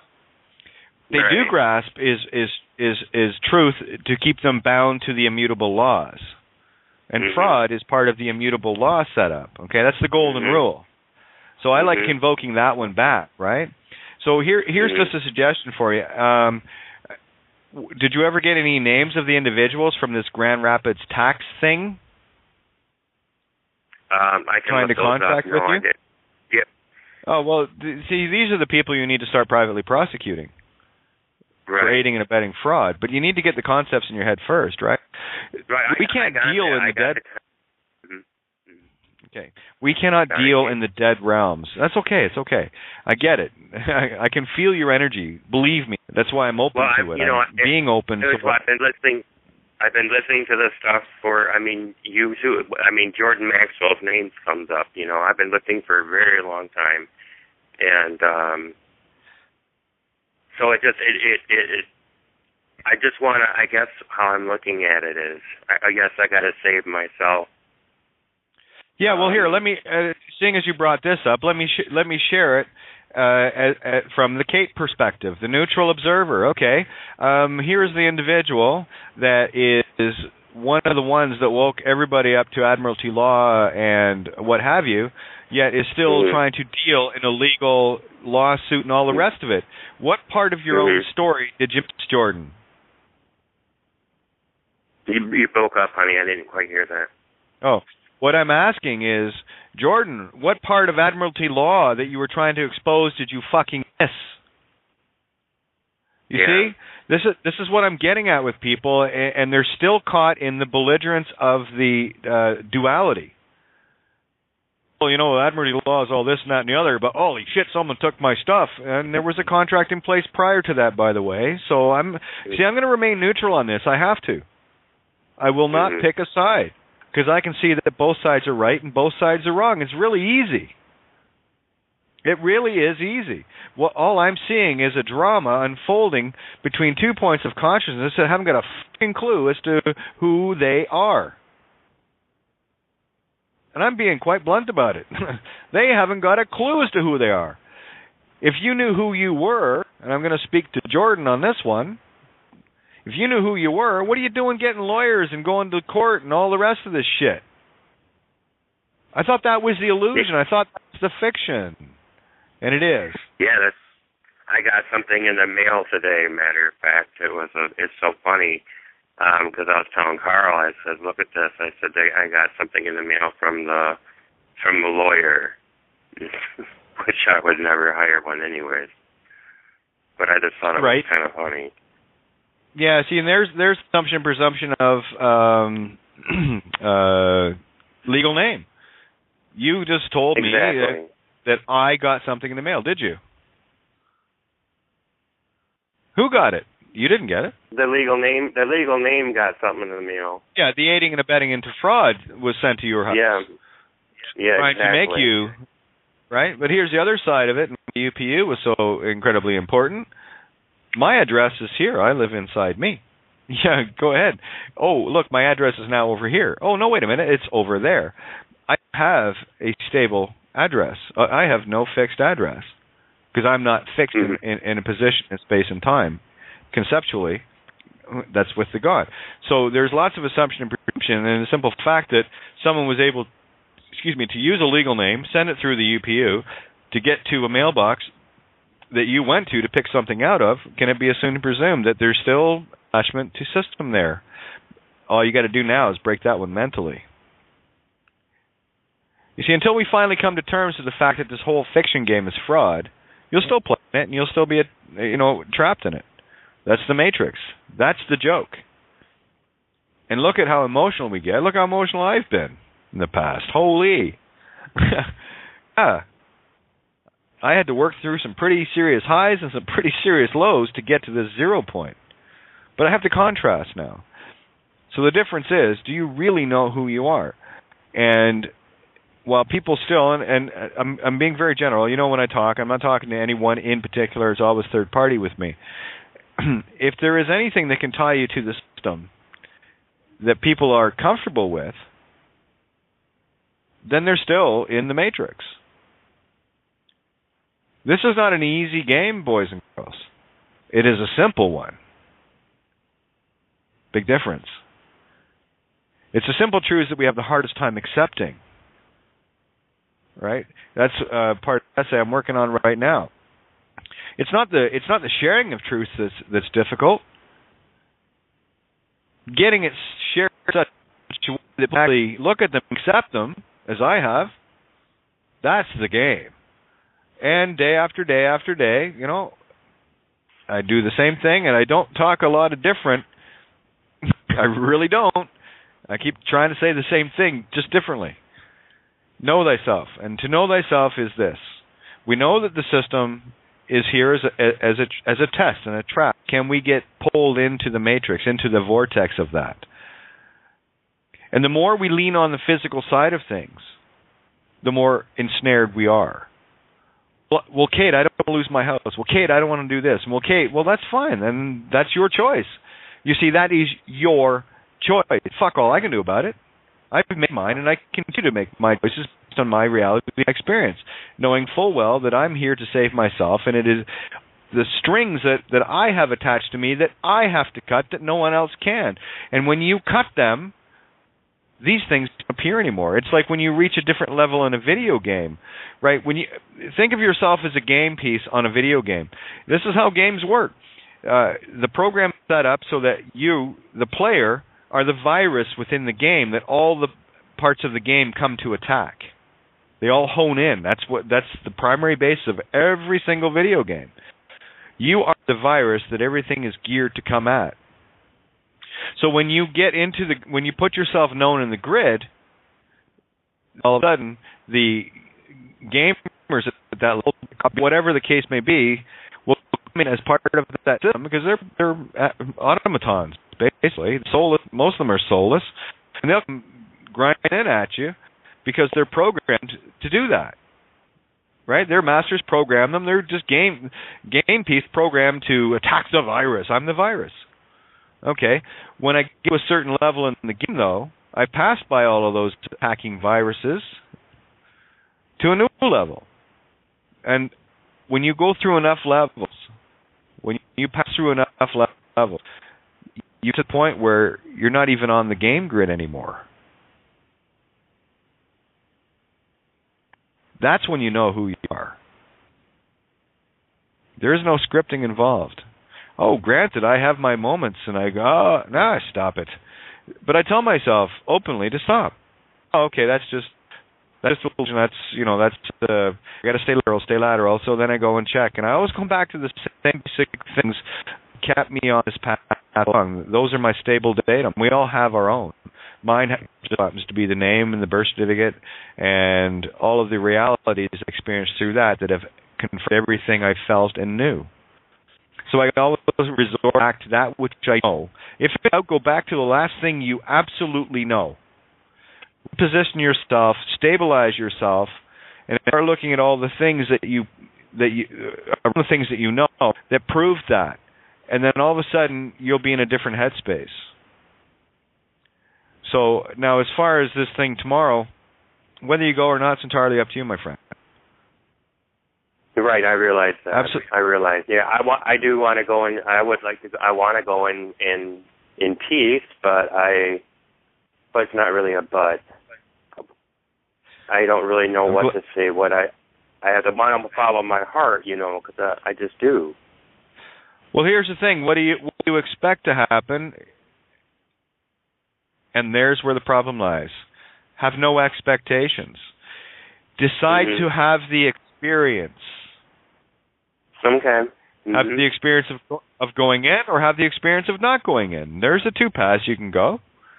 You're going to get a different experience in a different timeline. But I'll tell you this right now. Based on the timelines that we're running right now, you're in a whole different world of walking in or not. It's not like it was 3 years ago that you didn't. And we had no knowledge of what we're talking about. Look where we're at in terms of knowledge now. We know the whole system's fraud. We know that judges and all the rest of these guys are a bunch of lying practitioners. Okay? That's the role playing in the movie. I don't have any vengeance towards them. I'm neutral on them. I'm looking at it going, and I've said this on shows in the past. I said, if you don't know who you are and you walk into a courtroom, then the judge will actually do to you what you ask for based on the level of who you are. See, the reason why the judge bowed that wasn't because of what he knew I knew. He bowed because he got into script writing because he was afraid of what I might know. This is how we reverse the roles. And when you walk in with intent, and this even goes back to that solitary thing I was dealing with, 7 trips into the court. I was a belligerent little shit. I always am, because I know where I stand. And I have no issues. What are you going to do? Throw me in a jail cell? Chain me or what? Oh, yeah, they've already done that. That's really fucking working for you, isn't it? I don't give a shit. I'm going to be the samurai warrior that I've already decided that I'm dead before I go into battle. That way I'm not worried about all the peripherals. I'm only focused on the job at hand. So I don't give a shit. That makes me really, really, really dangerous. I only am here to experience, observe the experience. Is it something I need? And a lot of the things that we talk of now, I don't need for these experiences any longer. So when you have an experience or something that is in your reality, then there's something within that you need to overcome within yourself to experience it. So why don't we all just decide to have whatever experience it is without expectation, just to see where that boat goes? Because the universe, my friend, will always have you, regardless. And this game is changing so quickly. This system is done. I don't know why people are worried about it. I really don't. These guys are in their final death throes of fiction land, and they know it. The house of cards that was built on the sand is coming down in fine fashion. Do you think yesterday we know more today? Yeah. Do you think the timelines have shifted in this positive way more since yesterday? Yeah. So every day what's happening is the collective all, based on this experience, and this was talking with Val and Lori earlier regarding world courts, I see what it is from an allegorical position in that there's another point of consciousness, although it's not where I choose to be, it's still showing the pulling it up, regardless of how far down I would deem it to be or how far up. It doesn't matter. It's only what I see from my perspective. But I do know this. It's changing. And it's changing in the direction that I'm calling it to change. That means I'm steering the ship now. And all I'm concerned with is knowing that I'm at the helm and that where I steer is where this game goes. You are the captain of your own ship. You are the only God in this universe that you are aware of. I'm just a figment of your imagination, as you are mine. We are here to experience each other, experience ourselves, and we've taken on all the roles. I have no problem being a badass judge. Handing somebody a sentence because they thought they were going to be a smart-ass left-brainer and come in and think they can argue jurisdiction with me. Well, I already know that you're committing fraud and you're ignorant of the true law, the immutable universal law, and I'm going to hand something to you that might give you enough time or expense to think about it. The difference being is I'm doing it from a benevolent perspective. That is what I call the tough love. But I have to experience the tough love as well, and I have. I've had to go through a lot of things, and people have went through far worse than I. And for that, I'm grateful. I'm grateful for everything, good and bad, because I can pull what I need out of it. How did I explain it to you guys today, Val? It was taking like a bag of sand, dumping it on the table, and there's, a handful of pearls in it, and picking through the pearls to get the pearls of wisdom, putting those aside, scraping all the sand off the table because it's useless, and then we grab another bucket and do the same thing. And this is what we do at this table every night. We bring buckets of sand with pearls throughout it. And I would say we pick up one or two. Yep. It's a sifting through the sand. That phone call we had at the radio show. Yeah, go ahead, jump in. Just a couple things that came to me, just a little bit of ammunition. Take a look at Freedom to Fascism by Aaron Russo. And I would also say Kate has a copy of the, and I have it right here, the law book. Oh, Black Law Night? The Black Law Dictionary. Terms in the paperwork as you go through it, Rory, that apply. If you can make a copy of that page so that they have it. These are things that have worked for me, where I'm able to show them factually. I've seen judges back up. I've seen lawyers walk out from stuff like this and not want to deal with these cases. What was my cases?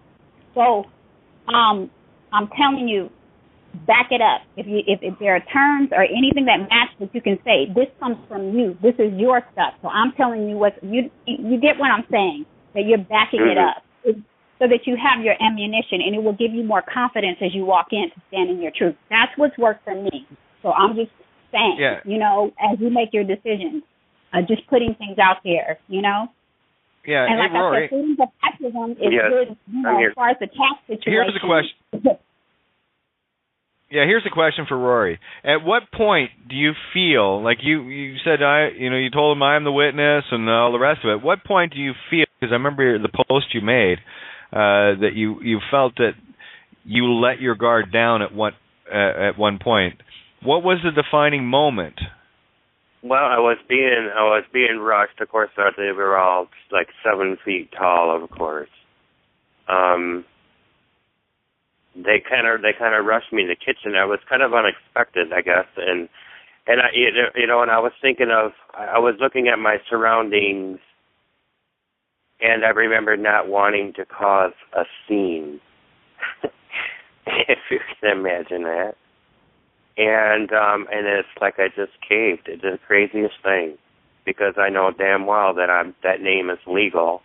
It's someone else's artwork, and it's not mine. Yep, and I'll tell you, that's the ultimate test. It's one thing to say and know you're one thing, but can you stand in it, unrelenting? And I know people that have stood in it, were completely unrelenting, and were let go immediately. And this is the universe test of your mettle. Mm-hmm. Yeah, great. I'm glad that you're saying that, but do you really know it? And that's what universe is doing. You see, you're testing yourself. Do you really know this? Have you earned this level yet? So I'll tell you right now, if it were me, I would go in. I'd go in under a white flag, and if somebody asked me for a name, it says, I am the witness to the name fraud being perpetrated here. And if you have a birth certificate, and I have the evidence, prima facie evidence in my hand. Wait do you see how fast they march you out? Right. That's exactly, somebody sent me, the universe did. There was a past show that you had on, and I can't remember who the gentleman was. He was the one that was talking about the DNA you know what I mean? It was in the ground, and then that's how they time jumped that show. Hey, yeah, that was Kurt Kallenbach. Yeah. Yep. It was, Mark. Yeah, it was awesome.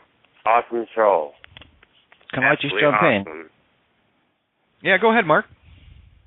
Kate, this is what I love about you. You know who you are. Santos, he knows who he is. Once you know who you are, you've busted their paper fictional bullshit. It's game over. But like you said, it's your crucifixion. Can you stand there?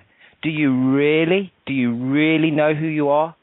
Because once you do know who you are, it's paper, isn't it? It's all paper. And speaking of which, we're going to roll over. Yeah, we're going to roll over in 10 minutes. Mark, hold that thought and bring it right back. I just want to do the quick shout out here. Sorry, just looked at the clock. 10 minutes to go here, guys. If you want to end the call, you can call at 661-467-2401. And, of course, for the rollover, you can Skype in as well. Just refresh the page on Blog Talk that you're listening to. Click the Skype button, follow your nose. It'll take you to the board. If you don't have a Blog Talk account, don't worry about it. If you have Facebook or Twitter or any other, you can sign in with that. That being said, we're going to roll over in just under 10 minutes. So if you want to hear the continuation, you have to call in either through the phone or through Skype. And if not, you can wait for the archives. And a great thank you to Giuseppe at Lightwork Media and Zach as well for all of the work that they do constantly to keep these shows on the YouTube, to get it out to everyone. You see, these are the dominoes getting delivered, and everyone has their piece to play. So this is why I never want anyone to think less of themselves. Whether they're playing a background role doesn't matter, because they're right up front and center with their intent, and that's where you need to be. Great big thank you to Paul Giovanni at criticalmassradio.co.uk and the rest of the crew there.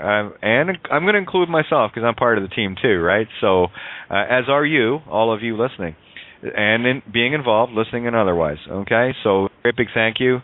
You know the routine. Anything anyone can do: donate, subscribe, intend. Great, thank you. Not one to beg, sorry, just my nature. If you can flow anything to Bill Donahue, Sandro Bonacci, any of these world-changing individuals, please feel free. You've got Mr. Astrotheology or Santos.net. You can get, Santos.net.au, I believe it is, for Santos' website. If you can, he loves being helped when people grab his CDs. And for Bill, it's hiddenmeanings.com. Anything you guys can do to keep those flows going, because I got to tell you, those two guys, a handful of others, but those two in particular have been instrumental in giving me a perspective that I can sit right in the middle of. I love them because I can sit right in the middle of both of them and see both sides of their coins. It's beautiful. So that being said, call in or not. It's up to you. Anyway, Mark, carry on with your thought, my friend.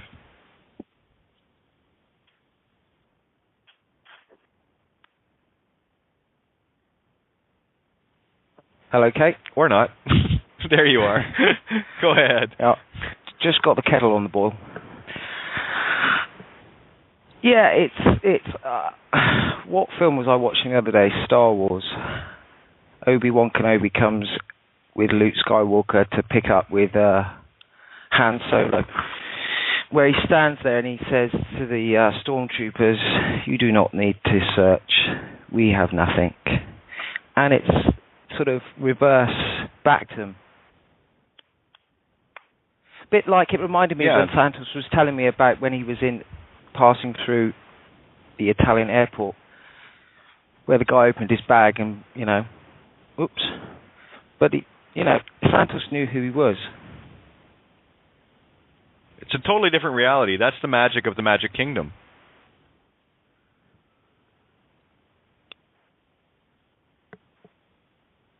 Like I keep saying, I think, it is the key, and I have to top my hat off to you guys. Well, we're just other points of your consciousness trying to show you that you're right. That's all. Everything I see just confirms that, oh yeah, I'm right. Now, is it ironic?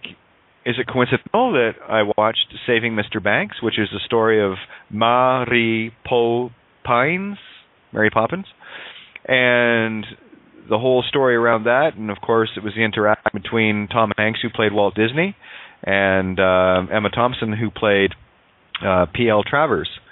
Also, her real name, Helen, what was it? Oh, what was her last name? It was Goff, Helen Goff. Yeah, Helen Goff. Isn't that funny? Go to Helen Goff. Anyway, as I was watching this, I'm listening for things as it pertains to my reality. This is why I really steer away from the literal and get people to see the things that resonate within their own experience. Because my experience is mine, yours is yours. We could sit and watch that movie together, and there will be very, very poignant things jumping out of the screen at you that won't jump out at me, but they will jump out at me. It's like the one discussion I had with Gigi ages back, where we both watched the same movie, and she was getting allegorical clues out of it that were nowhere even close to mine. But it was the same story with the same allegorical effects for both of us from completely different perspectives, yet it was telling us the same thing. So this time I'm trying to show people how to see the magic, because if we keep caught in the literal, we're caught in the emotions, we're caught in the dramas, we're caught in the vengeances, we're caught in all the bullshit in the Matrix, and you're not seeing the magic. It's when you see the magic, and it is magic. You were right. I assure you, as a child, you were absolutely right. You can fly, Peter. Okay? We just had it painted off our canvas for us. Right? Because we were told that we could not do something. The way back to being God is realizing that there are no rules outside of you, only those that you agree with, and they're the ones that bind you. That's it. Once you get there, this universe unfolds entirely different, where you've got Santo traveling through the Italian customs, and it's not even there. Okay, I find myself laughing a lot at it. Good. That's what you should be doing. It's a good joke, isn't it? It's hilarious, and the more I laugh at it, the more I see it is imploding. Mhm. Here, let me go to Facebook and prove it. One sec. I haven't been there for a bit. And here's the other thing, too. It doesn't matter if we look at it. People say, well, you should read this, and you should read that. And then I have no rules. I'll just look at whatever I'm going to look at, and it's going to tell me everything I need anyway. So why do I put any stress into, well, I need to go on. People ask me, why have you read this? Have you done that? Well, no, not yet. If I get to it, great. If not, I'm just going to stay in the now. Let me see. Scrolling down. Yeah, I was talking today about this. You've seen this picture lately of the lady holding up the mirror to the cop.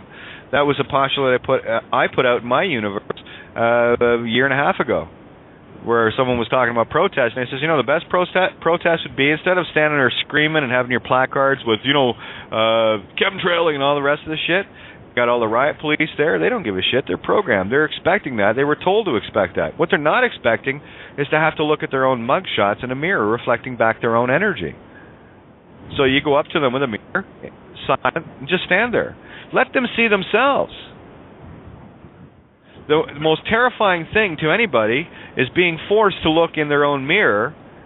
Well, imagine this. The same way that you would have a pedophile having to look at, knowing that someone is looking at them while they're committing a heinous act against a child. Imagine them, what they would be like if they knew there was a camera, and there is. We're all consciousness. Nothing is hidden here, right?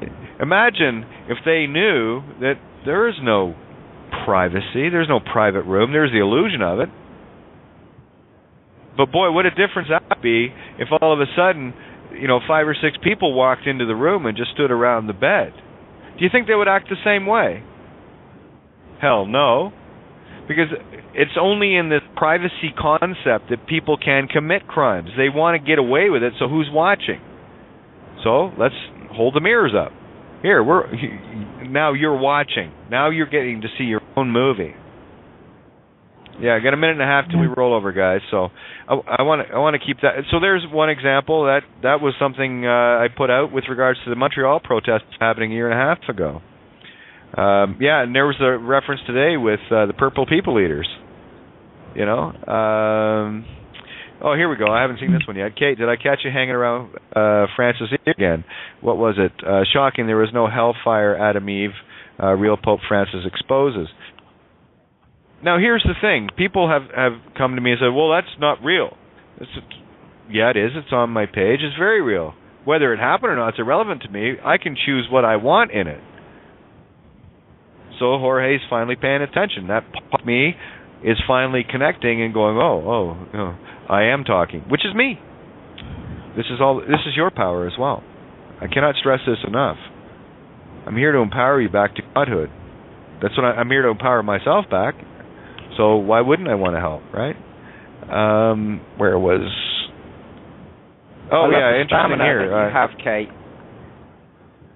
Oh, I'm stubborn Irish. That's all.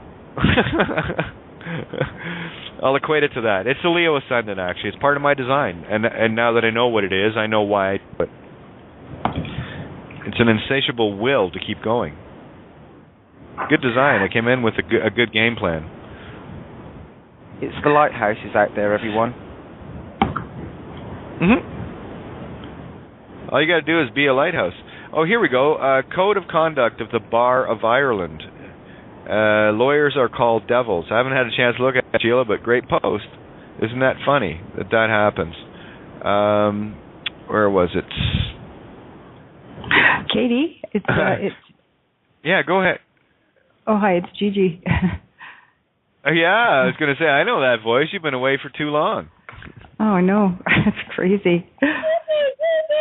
Is that Tinda? That's Tinda. And you know what's funny? I looked at the Tibu China 7. That's you? Yeah.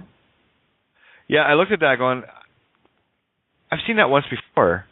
But isn't it funny that it didn't even click with me that it was you? And then who did I just mention on the air about 5 minutes ago? Gigi, I think, wasn't it? It might have been what's good for the goose is good for the gander, the catch-22, maybe. It could have been. Yeah. How are you, hon? Good to hear your voice. It's been too long. It's been too long, I know. Just doing a whole lot of healing. I've been really, I guess I was a lot sicker than I thought, but Sam is, as I said before, is a shaman and has been doing, we do healing every day, and it's just really, really, really intense stuff. Apparently he said that if I hadn't got help, like healing, he said that they programmed me so intent, like he said, almost every inch of your body has been programmed. He said that they used me as for every MK Ultra program that was ever developed, whether it be with Joseph Mengele or whoever, that I was an experiment in every one of them. That they tortured me like beyond. He said he can't even believe.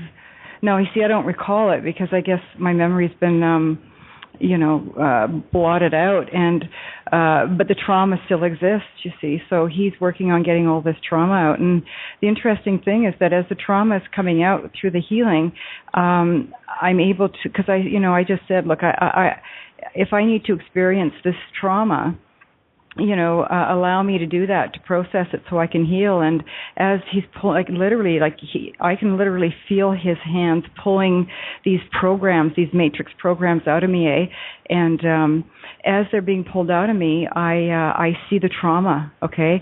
I'm only allowed to see enough that I can handle. Some of it's pretty fucking, like, I can't even believe that I even went through it, but apparently I did. So, I guess that this whole thing with meeting Sam was likely very, very, very well orchestrated. Well, again, your game is perfect. So I'm gonna step you back even further from it. What you have, and I've heard people talk about their experiences, and you'll hear people talk about alien abductions. They'll talk about MK Ultra, but all these different things, including what you're sharing. So let me share a different perspective. We are all experiencing the same movie from different experientials. Okay. It is not the experience. How do I put this? This is the coup de grace of the whole thing.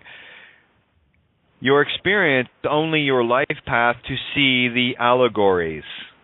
It is not real. It feels real, and it wouldn't be a movie if it didn't feel real. But they are only the path that you took to your own awakening. Yeah. And are we going to be at effect to it, thinking that it is real or not? There's that is real again. Israel. Mm-hmm. Yeah, is it real or not? This is a cosmic joke.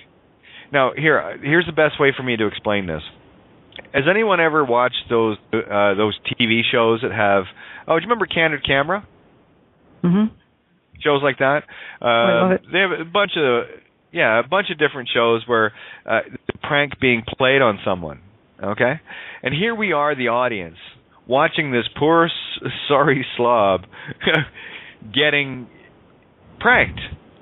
And do we think it's funny? Yeah, because we're observing the joke, not being it. So what is happening here in a fractal sense is that we are the joke. And there is a greater audience watching to see if we can figure that out, that we're being punked, that we're being pranked. How, I don't know, maybe they get pulled over. I wonder how really mad they're going to get. And when they figure it out, it's so funny. That's what this is. Are you going to keep falling for the same prank? Or are you going to, nice try, guys. You see, the thing is, if you're caught in it emotionally, you're God. You got God, right? Or are you going to look at it from the creator perspective?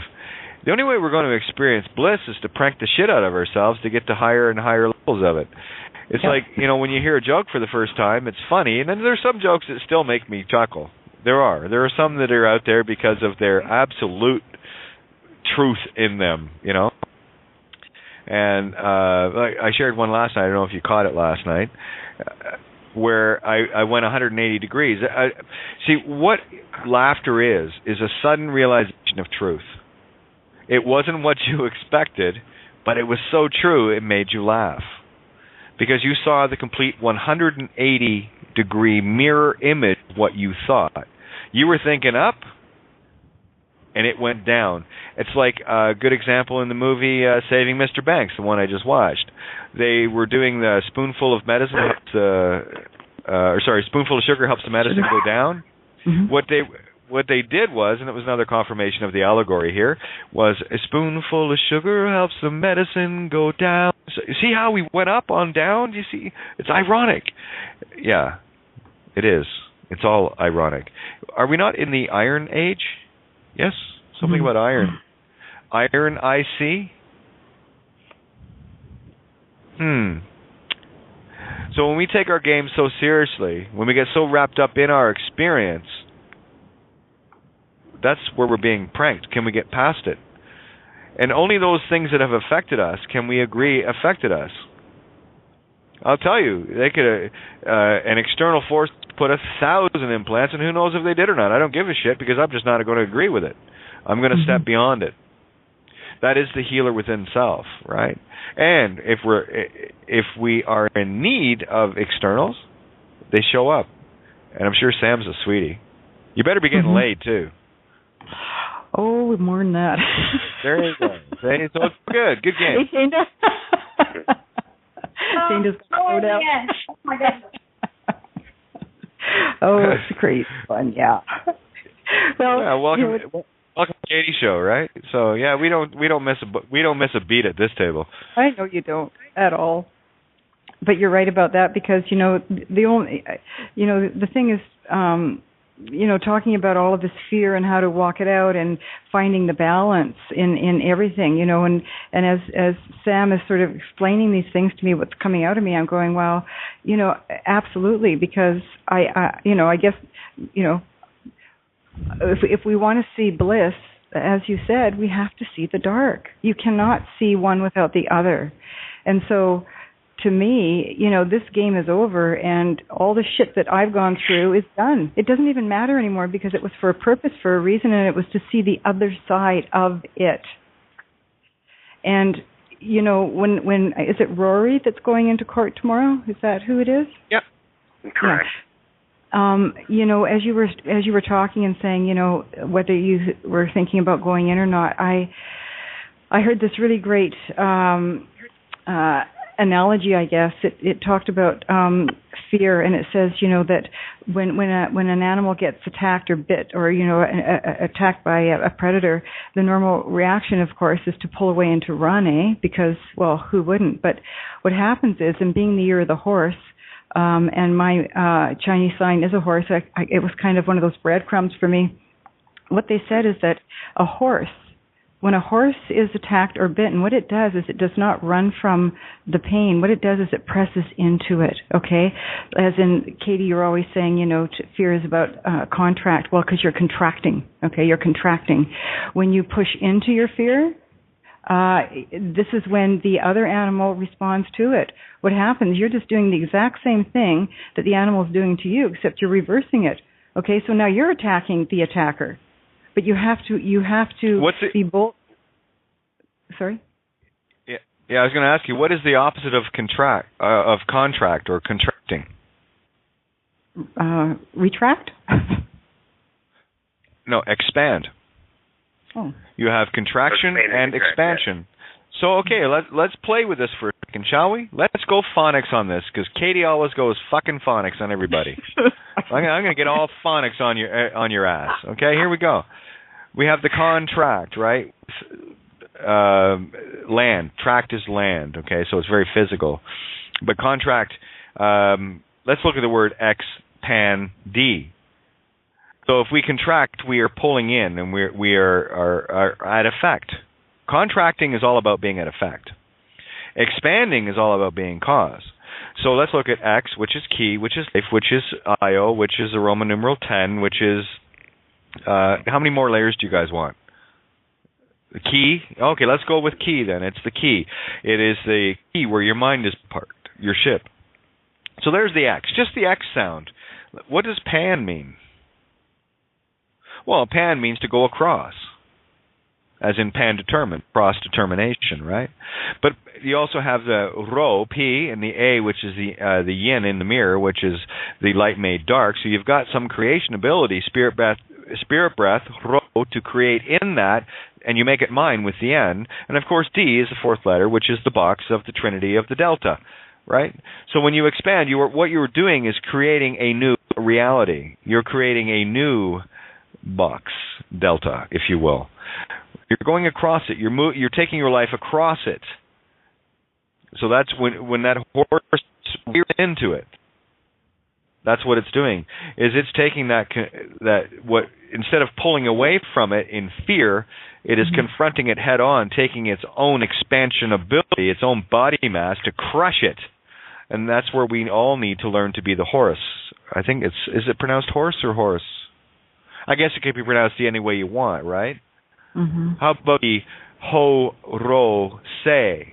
How about the H, which is eta, God?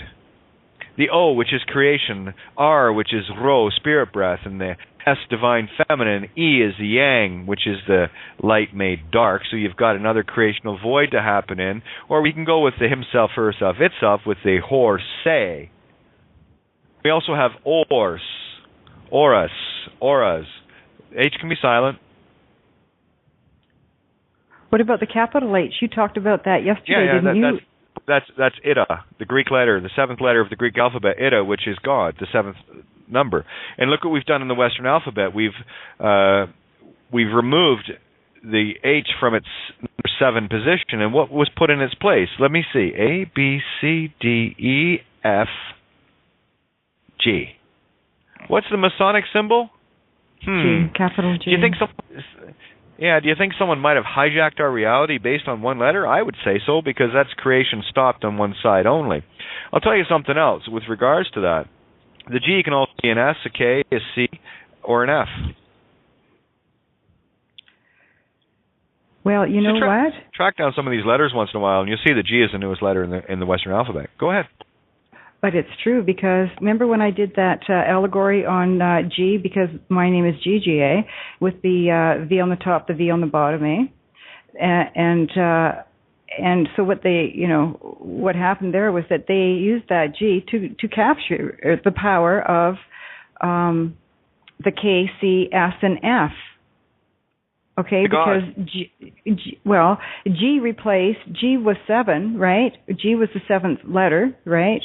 But H used to be. Okay, but now what happened is G took the place of H, making it the 7th letter, and H now became the 8, which is infinity. Now they used this as magic, you see, because they took the G, which is the only reason I can understand this is because I'm the GG, okay? So, the 33rd degree Mason took the G aspect and made it infinite. And look at the letters it represents. K, C, S as in Sam, F as in Frank. Well, you throw a U in there and you got fucks, F-U-C-K-S. Well, what is that? Love. You and Santos always talk about cunt and fuck, right? So they took the orgasmic or the G spot or the G of the alphabet. They used the K, C, S, and F and the power of those letters as well and made it infinite. Well, understanding this and knowing the magic in it, and I'm breaking the spell right now by telling you, is that I'm the G. Not only am I the G, I'm the GG. I'm claiming all of that power back. So that infinite power that they've used to create their dark magic, I'm claiming it now and taking it back. And this is just reversing out of here. It's just that 8 new beginnings and infinite. So now I just take it back. Yeah, I'm just I'm scrolling to a point in the movie here that I'm going to show you how I watch my allegories and how real this is. Okay, now the young Helen Goff, P.L. Travers, who wrote Mary Poppins books, I highly recommend everyone to watch this.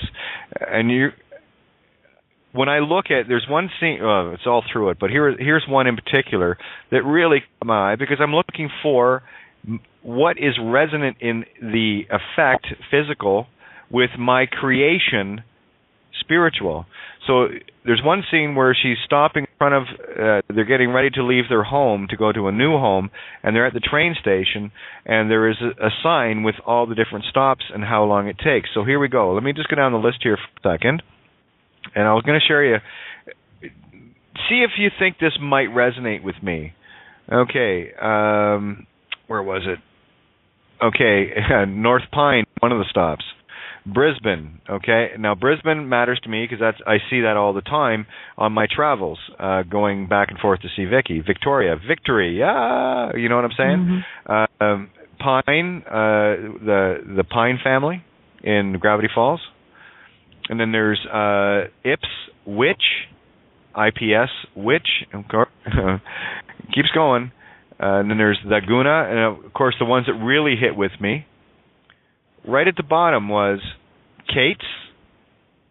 And what is the number?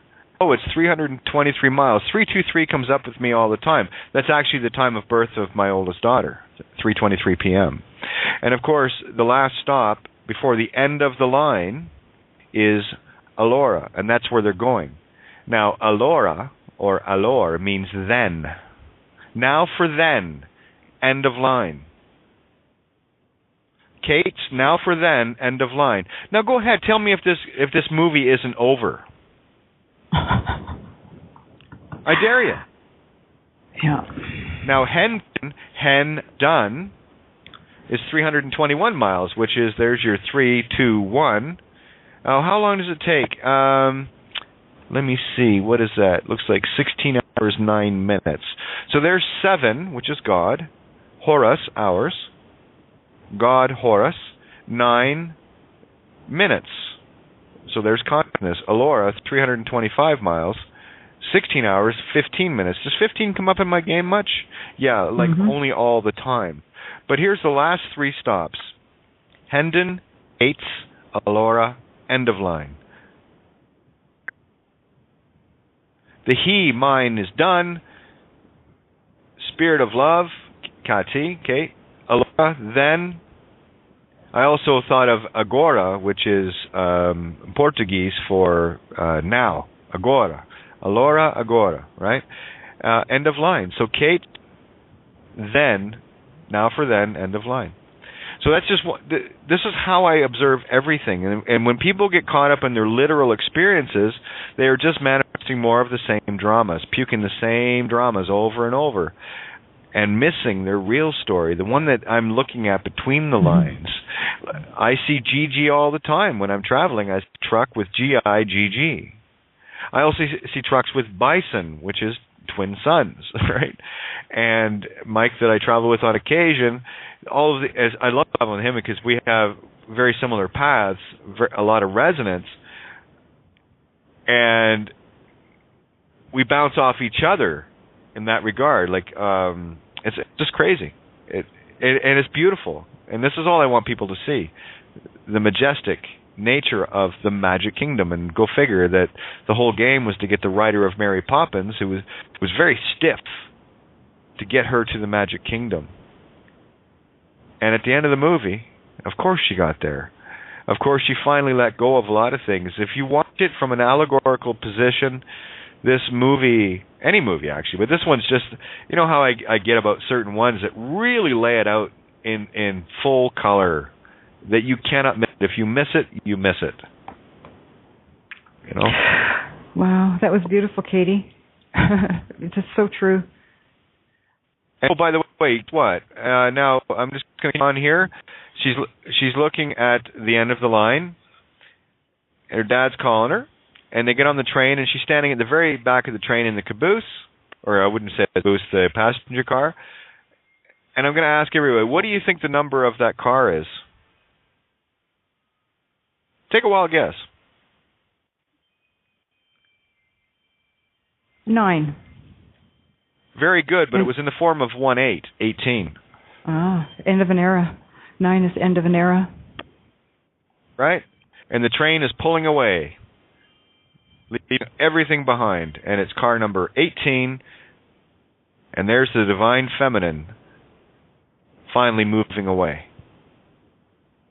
I mentioned earlier about Dean Clifford and his role.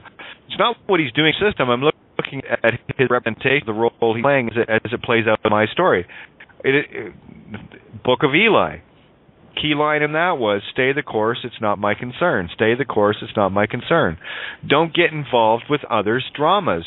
Observe from a neutral position as to how it applies to you, and only to you, because you need to get really fucking selfish on this. Because when you get selfish to the degree that you are finally taking care of your own stuff, you are finally being selfless, because if but one shall awaken, you're it. When you awaken, all awaken. Why do you think I'm so focused on awakening myself? And I share my points of consciousness with all of you. And as we see these things together, as we are the one mind, remember, so we're just different points of the same mind resonating on the same ideas, are we not becoming the dominant frequency, yes or no? Yeah. Yeah, is the world changing because of it? Yeah. Absolutely. Really quick, too. Yeah, exponentially. And you know, the last time the last time I was on, I know it was like over a month ago, and I remember I was talking about the Atessa 3 and Sam coming in, and that we were going down there. Well, what happened is after I phoned both the Washingtons, Kyle and Dennis, what happened is I guess they phoned the cops. I think I Skyped you about this, Katie. I think I told you a little bit about it. Yeah, you did mention that. I was kind of wondering what happened after that. You left me on a cliffhanger. I know. I kind of got into this healing thing, and it's just I'm coming out of it now. But what happened was, I guess, because of the content of my message to them, they phoned the RCMP in North Vancouver. So this was just after I was on the show. A couple hours later, Maureen comes down with these two cops behind her, these two RCMP, and they come in, of course, and they start to question me, and they said, because I signed my name Goosey Gander on the message, so they asked me what my name was, and I said, well, the name that you probably want. But I just went through the whole spiel. I won't go into it. You know what I said, eh? I mean, I was really spot on this stuff, eh? Well, the first RCMP guy looks at me, and he's kind of looking at me funny, and he goes, I know you from somewhere. I've seen you before. I recognize you. And I'm going, oh, shit. Like, this is all I need, eh? So he goes, weren't you out in front of the RCMP office a few weeks ago handing out documents? Now, this is the day that I ran into that RCMP guy who talked about free men on the land, eh? He was the guy that walked ahead and was in such a bad mood. And I knew he was not going to be at all open to what I was saying. He just walked right on by me. Well, this is the RCMP guy, right? And I said, oh, yeah. And I told him the whole, I said, I know who you are now. Well, what happened was the Washingtons called, made a report. They said, now, the funny thing is that this cop is smiling from arsehole to breakfast, okay? He's like a Cheshire cat. He is happy. He's looking at me. He's just like, he says, this complaint, I just don't see you as being the type of person that would go on a ship and take it over. He says, you are a very peaceful person, aren't you? And I'm going, yeah. I am. He goes, you are not the kind of person that would go on that ship and take it over now, are you? And I go, no, not at all. He goes, I know, I can tell looking at you. Well, this thing was just hilarious. I mean, here's two cops.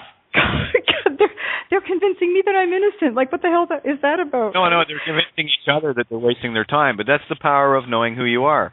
It's like when you gave it away, he said, I know who you are.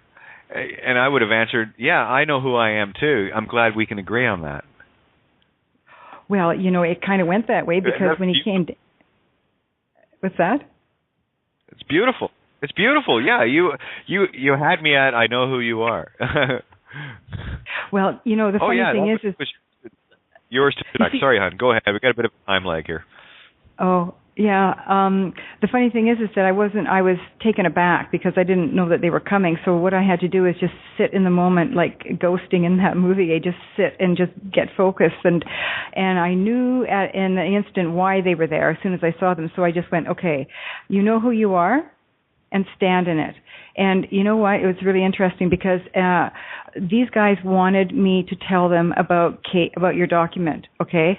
What I said is I went through why I am talking about a ship to begin with, what ship means, mind, and I said to them, look, you guys, you can't get my name from me, and I know you want my name. And I said, do you maybe wonder why? And I said, just think about this for a minute. I said, do you ever wonder why when you're in your training, that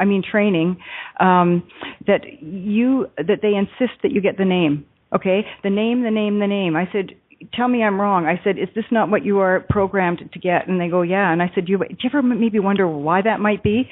And I started explaining it to them. And these guys were... Katie, you just cannot believe they were just like eating out of my hand. And at the end of it all, the first RCMP guy said to me, he said, I really thank you for taking the time to explain this to me. He says, I've never heard the explanation of a ship explained the way that you've explained it to me. And he said, by the way, do you happen to have any of those documents? No, I'm packed up because Sam's coming the next day, right? Now, I have always got your documents either in my purse. Now, I packed most of them away, but I did keep about 3 of them. What are the chances? I even actually knew where they were. I said, I do. I said, I have a document. I'll give each one of you a document. Well, I handed them each the document. They both shook my hand. They were so grateful. I'm telling you, the tables absolutely turned because I even said to them, I said, you know what, you're going to ask me for my birth date next, aren't you? And I said, you know what my answer is? I said, I don't know. I don't know when I was born because you know what, I was an infant. I don't remember dates. How the hell would I know when I was born? And I said, I know that's your next question, isn't it? And they go, yeah. And I said, why do I know? Because I know your shtick and I know your programming. It was absolutely beautifully played out, I've got to tell you. And the next day, Sam came in, and I said to him, look, I said, you see the whole thing now, I did a gematria on Sam Pollock's name, okay? Do you want to hear something real funny? Remember I was talking about Jolly Roger and the flag, eh? Okay, the Jolly Roger flag, but the pirates and the skull and bones and all that shit, eh? Well, I put in Samuel Pollock into gematria. The same numerical value for the word Jolly Roger comes up. Now, what are the chances that when I sent that message into 100%. Because my message to the Washingtons was, I know about the Jolly Roger. I am claiming Jolly Roger now. And I said, Sam Pollock and I will be down tomorrow to the Atessa 3 to take over, and I want no interference. Well, what happened is, of course, this is all planned out. We're programmed to get in here. We're programmed to get out of the matrix. So, my programming is spot on right now, okay? So I didn't even know. It's just crazy how this whole thing worked out. Okay, so they knew that if I was coming down with Sam Pollock the next day, which was a power day, it was an 11/22/33 power day, because I had mentioned before on the show, I said tomorrow's going to be a big day somehow. I don't know how it's all going to manifest, but I'll tell you how it did manifest.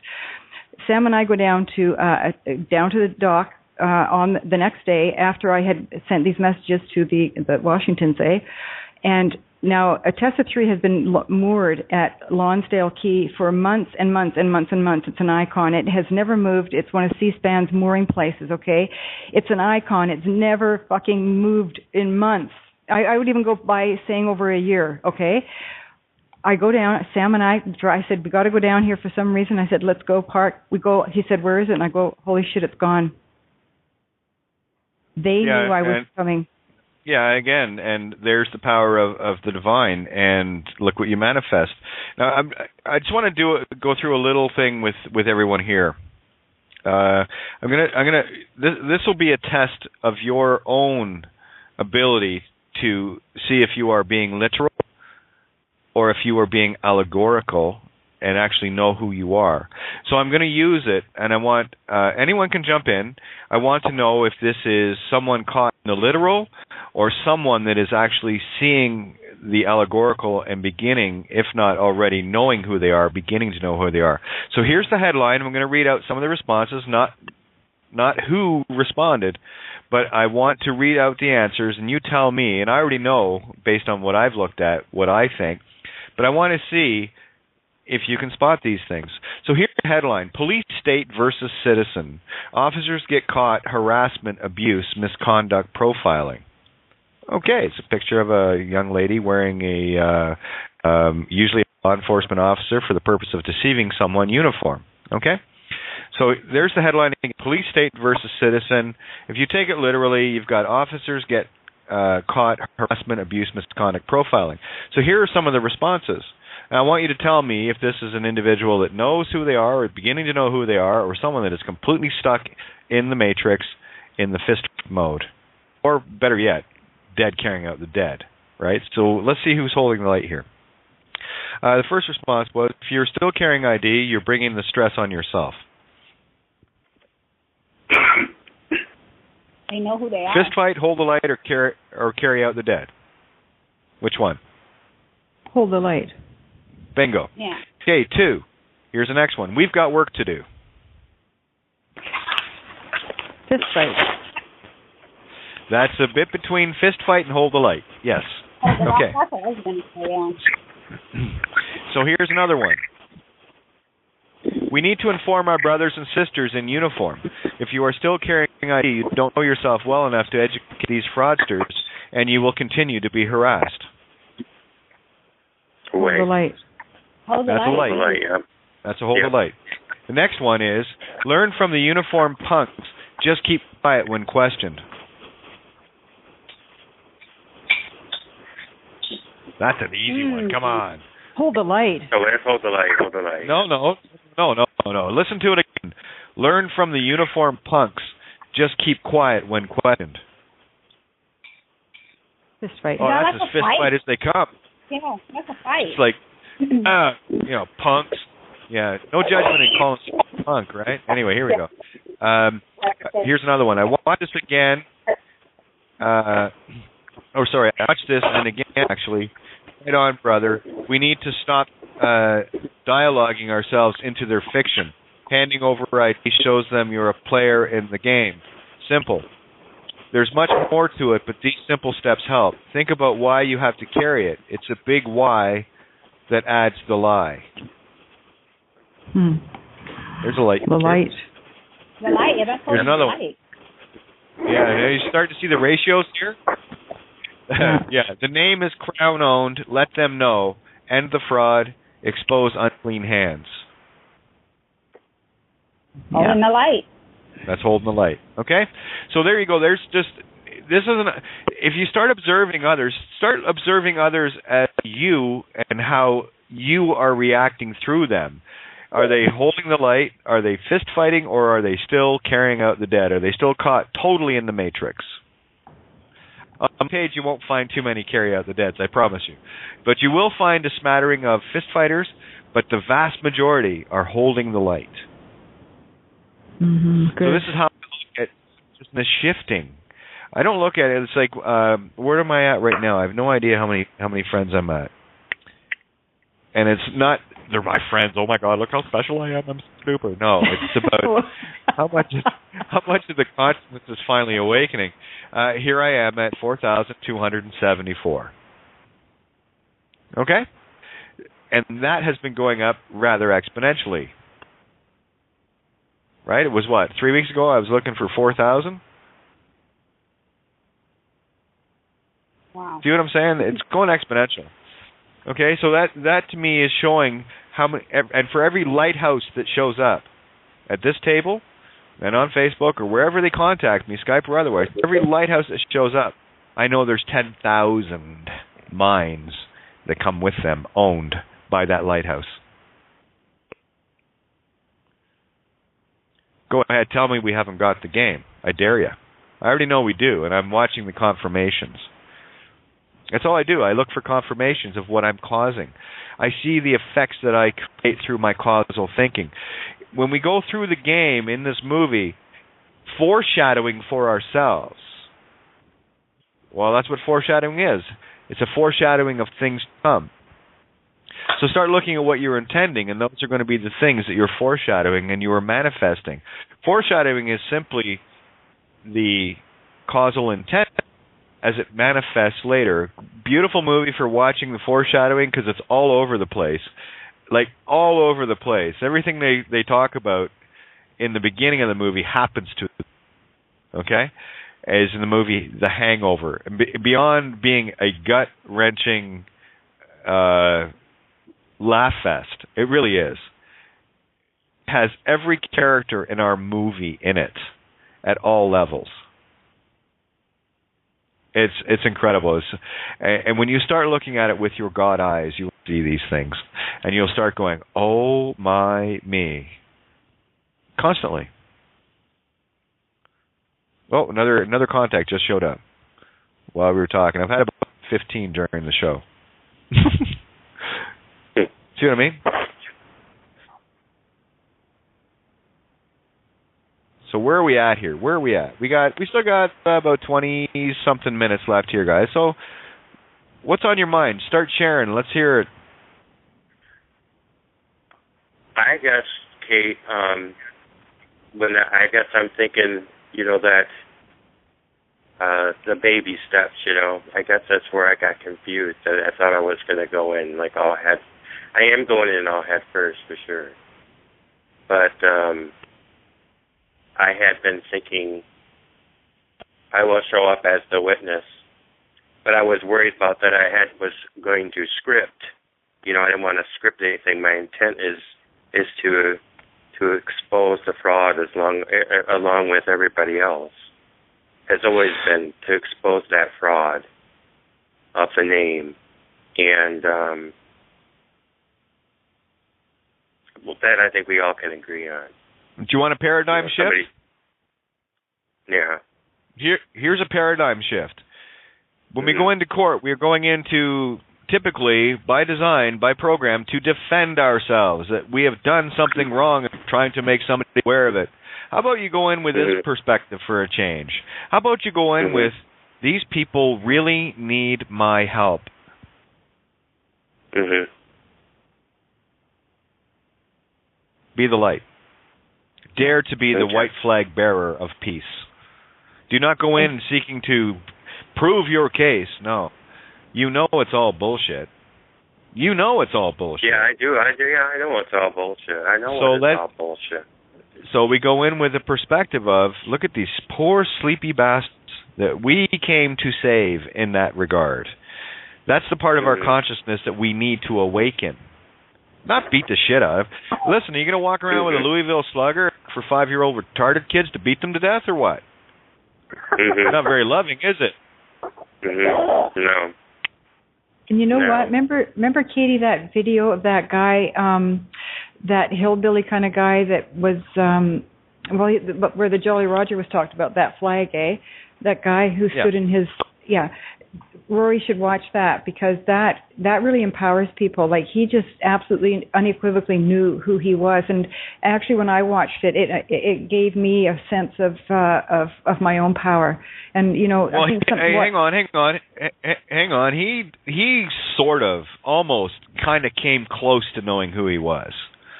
He knew how to stand in his power, but quite frankly, I did see it, and it was a very empowering video. If you're at that level of the game, we are far and way beyond that. What this guy was trying to do was still try to do statutes and constitutionals and all the rest of the fucking nonsense. He didn't know that he was committing fraud by using that name. He still didn't know who he was. And the only time you can reclaim that name as lawful is when you understand that all things legal have nothing to do with you. It wasn't so in the mirror with him.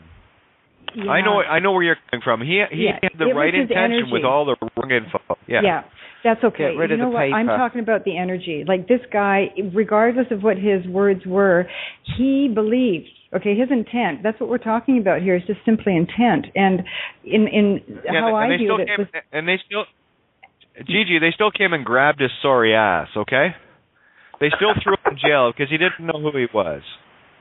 No, they didn't. Yeah, they did. Yeah, they did. They arrested him. Yes, they did. Did he go back to court? And they took him out of court with cuffs. Kate, didn't he go back to court himself? Yeah, idiot. Yeah. Oh, did I say that out loud? He walked right back into the Dragon's Den and said, "Oh, I'll have some more of that because I didn't have enough the first time." Yeah, so make sure you handcuff me and make me look like an idiot again. And no harm to the guy. I get what he's saying, but listen, I'll tell you, that was recent. Did he not notice a certain video 3 years ago called Judge Bows to Sovereign and that shit don't fly? Like you just said, Kate, he was still arguing paper. If you argue paper, they'll argue paper with you all day long till the cows come home. Yeah, not once during that Judge Bows day did I argue any statute or any fiction bullshit. No, you just questioned who he was, Kate, and he, in the end, he worked out that he worked out that you knew what he knew, that you knew. Well, like I said, I looked at him square in the eyes, and the only thought in my head was, I know that you know that I know who I am. Let's fucking party. Let's bring it on. Bring it on, bitch. And I tell you, the only thing that I went in to do that day was to clarify a mistake, and that was it. They tried to serve me 3 times and failed. I've got 2 of them on video. One where a bailiff that actually knew me because my daughters played on the soccer team that he was assistant coach for 2 years, that I actually helped out with every week. Yeah, Steve. Yeah, remember, we talked many times, and here's a guy that knew me personally for a couple of years and couldn't serve me in my own fucking driveway. Oh, there's a big hint. Okay, and then he called in for 2, the previous one to that was a couple of baby cops by law enforcement impersonators showed up, and they didn't even have the paperwork filled out, morons. But anyway, and then Steve ends up calling in 2 other of his fellow cops from the Guelph City Police Services. Right, service indeed, and they ended up. The one cop ended up serving a rock on my front lawn. So I went in. If you watch that video again, there was no arguing of any statutes. There was no arguing of any jurisdiction. The only claim I made was, sure, it's lawful. And I didn't say legal. I said it's lawful. I claimed, jurisdiction when I got here. There's nothing else he could say. And that's when the judge finally, when I turned to the third bailiff after owning the first two, as soon as I had this other little wanker by acquiescence, the silence, that's when Robo Judge got up and ran, because I owned all three of his bailiffs and he knew it. And the one sniveling little coward, and I love saying this because it's fun to say, sniveling little coward that was sitting behind the bar where he tucked his tail and sat there like a good little dog. The other two that were standing beside me on each side, they brought those two in for me, just for me. Kate? Yeah. Which one in that courtroom got it first? Was it the bailiff? The one sitting down, the sniveling little coward behind the bar. Oh, yeah. He was the guy that you probably heard my hat audio clip. I've played it on the show a few times. That was the first encounter at just before the court opened, and you hear that ding, ding, ding of the court opening, and then the little interaction between me and him at the door while he was standing outside of my jurisdiction, while I was standing inside owning the courtroom. He was doing everything in his power, even to the point of, do I have to remove you? And I said, well, that'd be assault. You want to knock yourself out? Knock yourself out. You'd be assaulting a court official. It was my court, and he knew it. And I wasn't going to yield on it. And I said, what, are you afraid of witnesses? Lots of those here. There's that word again. Witnesses. Funny how all this stuff turns around full circle, isn't it? No, it took me 2.5 years to decipher it.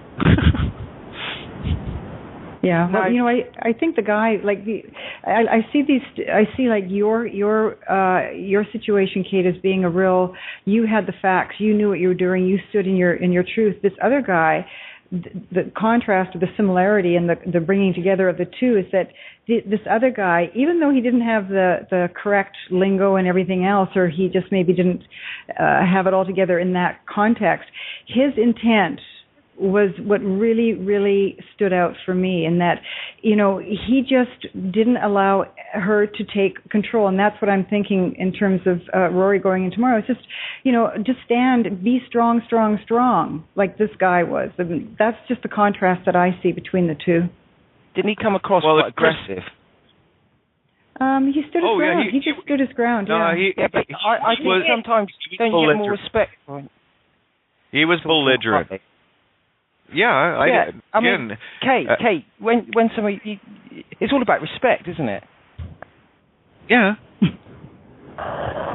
And he was like a bit of a terrier, wasn't he? He was like, ang, ang, ang, ang, ang, ang. Yeah, but they're dogs, so you've got to be a dog back. Hang on. No, you rise above them. You rise above. Bollocks okay, can I, to that.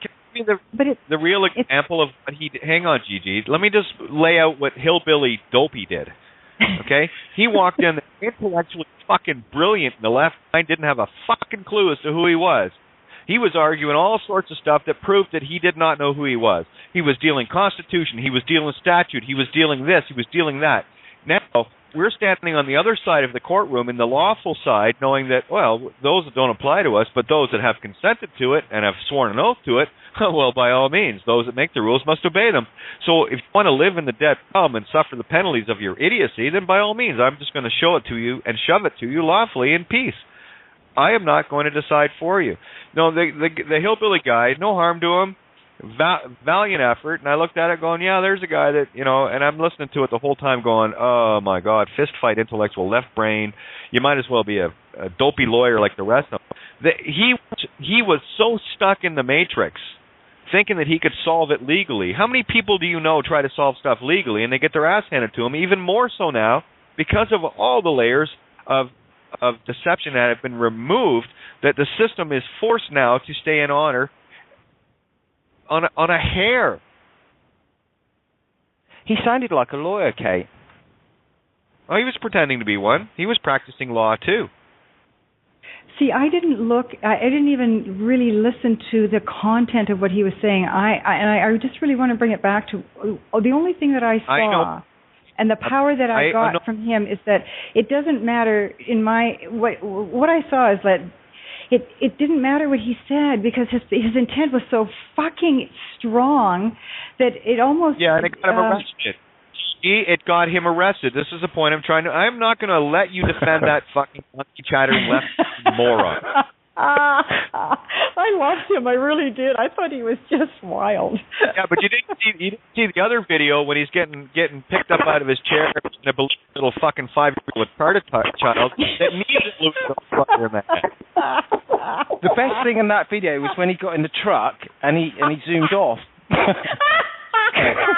Mike, oh my goodness! Oh no! Oh, come on, give him a little credit. I thought he was just. I love him. I just thought he was so simple. Hey, you burst the bubble. I know. I've given him credit. I gave him credit for a valiant effort. Now go and figure out who you are. And then the video came in. He got his ass arrested. And you still don't get it. Okay. I gave him his due, and then I gave him his due back. Yeah. Okay, I'm done now. I get what you're saying with the intent. Yeah, he went in with the right intent. He just went in with the brain wrong info. That's all. Bad attitude. He guarantee the video where he gets carried out and tell me you don't see a 5-year-old kid going, well, fuck you. I don't like you anymore. You're not my mom anymore. Seriously. What's wrong with that? Right. I tell you, the day I walked out of that courtroom, I didn't look back. We went over and had some fries and a beer and I think some other stuff on a patio overlooking the courthouse, and we watched all the cops run around spinning out like the idiots they were. They didn't know whether this was pushed or board. And we were standing having a beer like, oh, so much for that, eh? Here, yeah, I'll take an order of fries, thanks. We didn't care. And I parked my truck out front and I left it there. And I didn't put any money in the meter. Do you think I got a ticket that day? No. Right in front of the courthouse. That's fucking not getting a dime out of me. Yeah, you want to give me a parking ticket? Please, give me one. And that's the joke about the whole thing, guys. There was no ticket at all. There was nothing. Yeah. They decided to challenge me. That was it. They used some excuse, made up this parking ticket thing that I never saw. Apparently, if you get a parking ticket, it's real, but there wasn't one. This is what I've been trying to say for years. They make this shit up as they go, and this is the universe testing you. Can you deal with it? Can you get out of the literal, see the allegorical, and escape this matrix? Yes, I can, and I'm trying to help others to see the same. It's the only way you can escape is to see the allegory, because that's where the magic is. And if you stay in the literal, you'll totally miss it. Mm-hmm. It's the magic that gets you out of here. Yeah, and the quickest, easiest way to the magic is understand the purple people, the Phoenicians, the phonics, the sound, everything in the universe based on sound, including light. Light is simply a higher frequency of sound. That's it. Are we having fun? I'm having a great time. Thanks, Jeez. That was awesome. You give me a chance to come out with some colorful expletives. That's why I'm trying to be original here and get a chuckle. I need people laughing. Right? No harm to Hillbilly Jack. I really have no issue with him. You do so. No, I don't. Just another point of discussion is that he's a sorry ass waking up. That's all. Asshole. Oh. No, I totally am, and I'm going to show you how. Here, I'm going to tell you how beautiful an asshole is. You ready for this? How about the A, which is the yin? That's light made dark, the dark made light. How about the is, the Isis? So the dark made light, Isis. H, there's God. O, creation. L, the power of intent. Into the yang of the dark, the light made dark. Yeah, I'm an asshole. Doesn't get any better than that. Absolutely.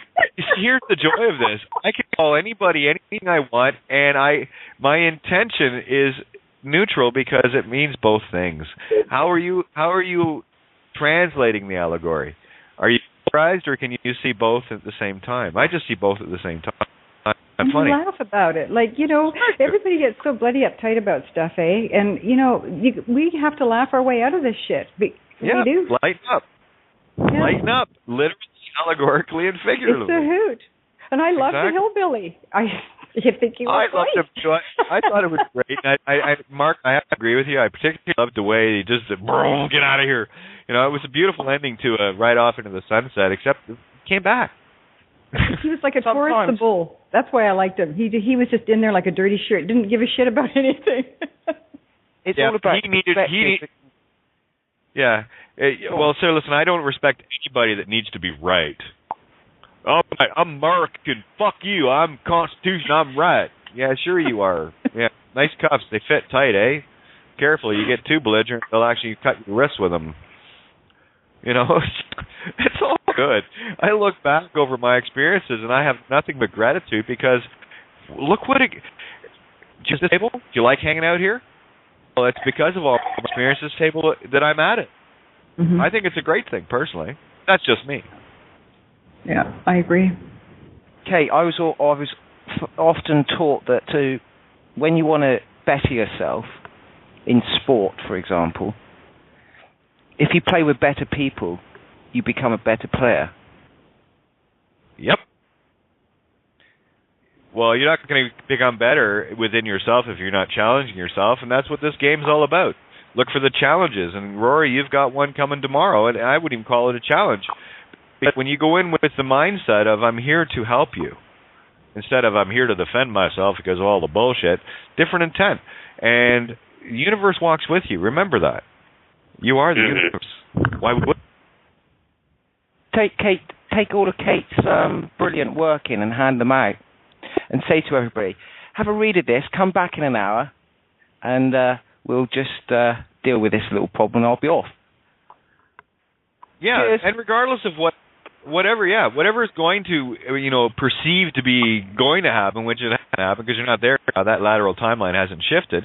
But I'll tell you this right now, if you go in with the attitude that the universe gave you an open door with which to plant seeds, go plant seeds. Holy shit, you've been given a garden. Walk in, seriously, walk in tomorrow, take a handful of stuff, and just start handing it around the courtroom. How you about come with it? Yeah, did you know you were a criminal? Just start handing it all out. Better yet, I don't know how much paper you got, but if you can print up some one-stop truth docs and just hand out the whole damn thing to everybody, you want to see how right? Yeah. Off. Yeah, well, you want to see how fast that. Oh yeah, go in with a smile and go in to educate. You've been given a garden to plant seeds, so farmer, be a good farmer, plant seeds and watch what happens. Right. Go for the experience. Rory, I just want to say, I want to say to you, everything we've said to you, once you hang up this phone, kick it out for a while, just kick it out in your mind, and let Spirit guide you on what to do for Rory's Yellow Brick Road. It could be a piece of everything we said. It could be some. It could be this. It could be that. But it is really up to you. For your success, it's to you. You will know what to do. And give yourself that time to really contemplate that. Right. Yeah. It reminds me of, and what it just I guess what I want to ask when I'm looking things in my mind, I can play. I'm really not scripting. I don't want to script anything out because I want it to have a. I got to learn from the experience, of course.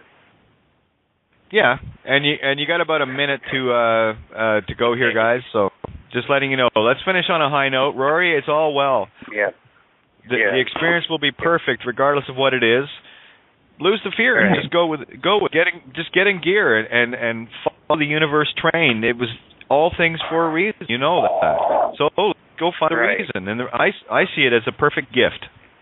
Yeah, and a gamete interfallopian transfer. Yeah. And fear is just an illusion. It's just somebody's pushing a button to put fear in you whenever you feel that fear. It's just a test, and it's just a test to see if you can stay neutral. So just remember that if when you get fear, you just go, it's an illusion. It's just somebody's pushed a button to see if I can stay neutral. And the more you stay neutral, the less fear will come in. And once you are able to stay neutral, you will not have the fear. And that's how you get rid of it. Just press in, walk into it. Don't welcome it. Just say, okay, it's when we resist that it will come and continue. So just welcome it and say, okay, I accept it. I welcome you.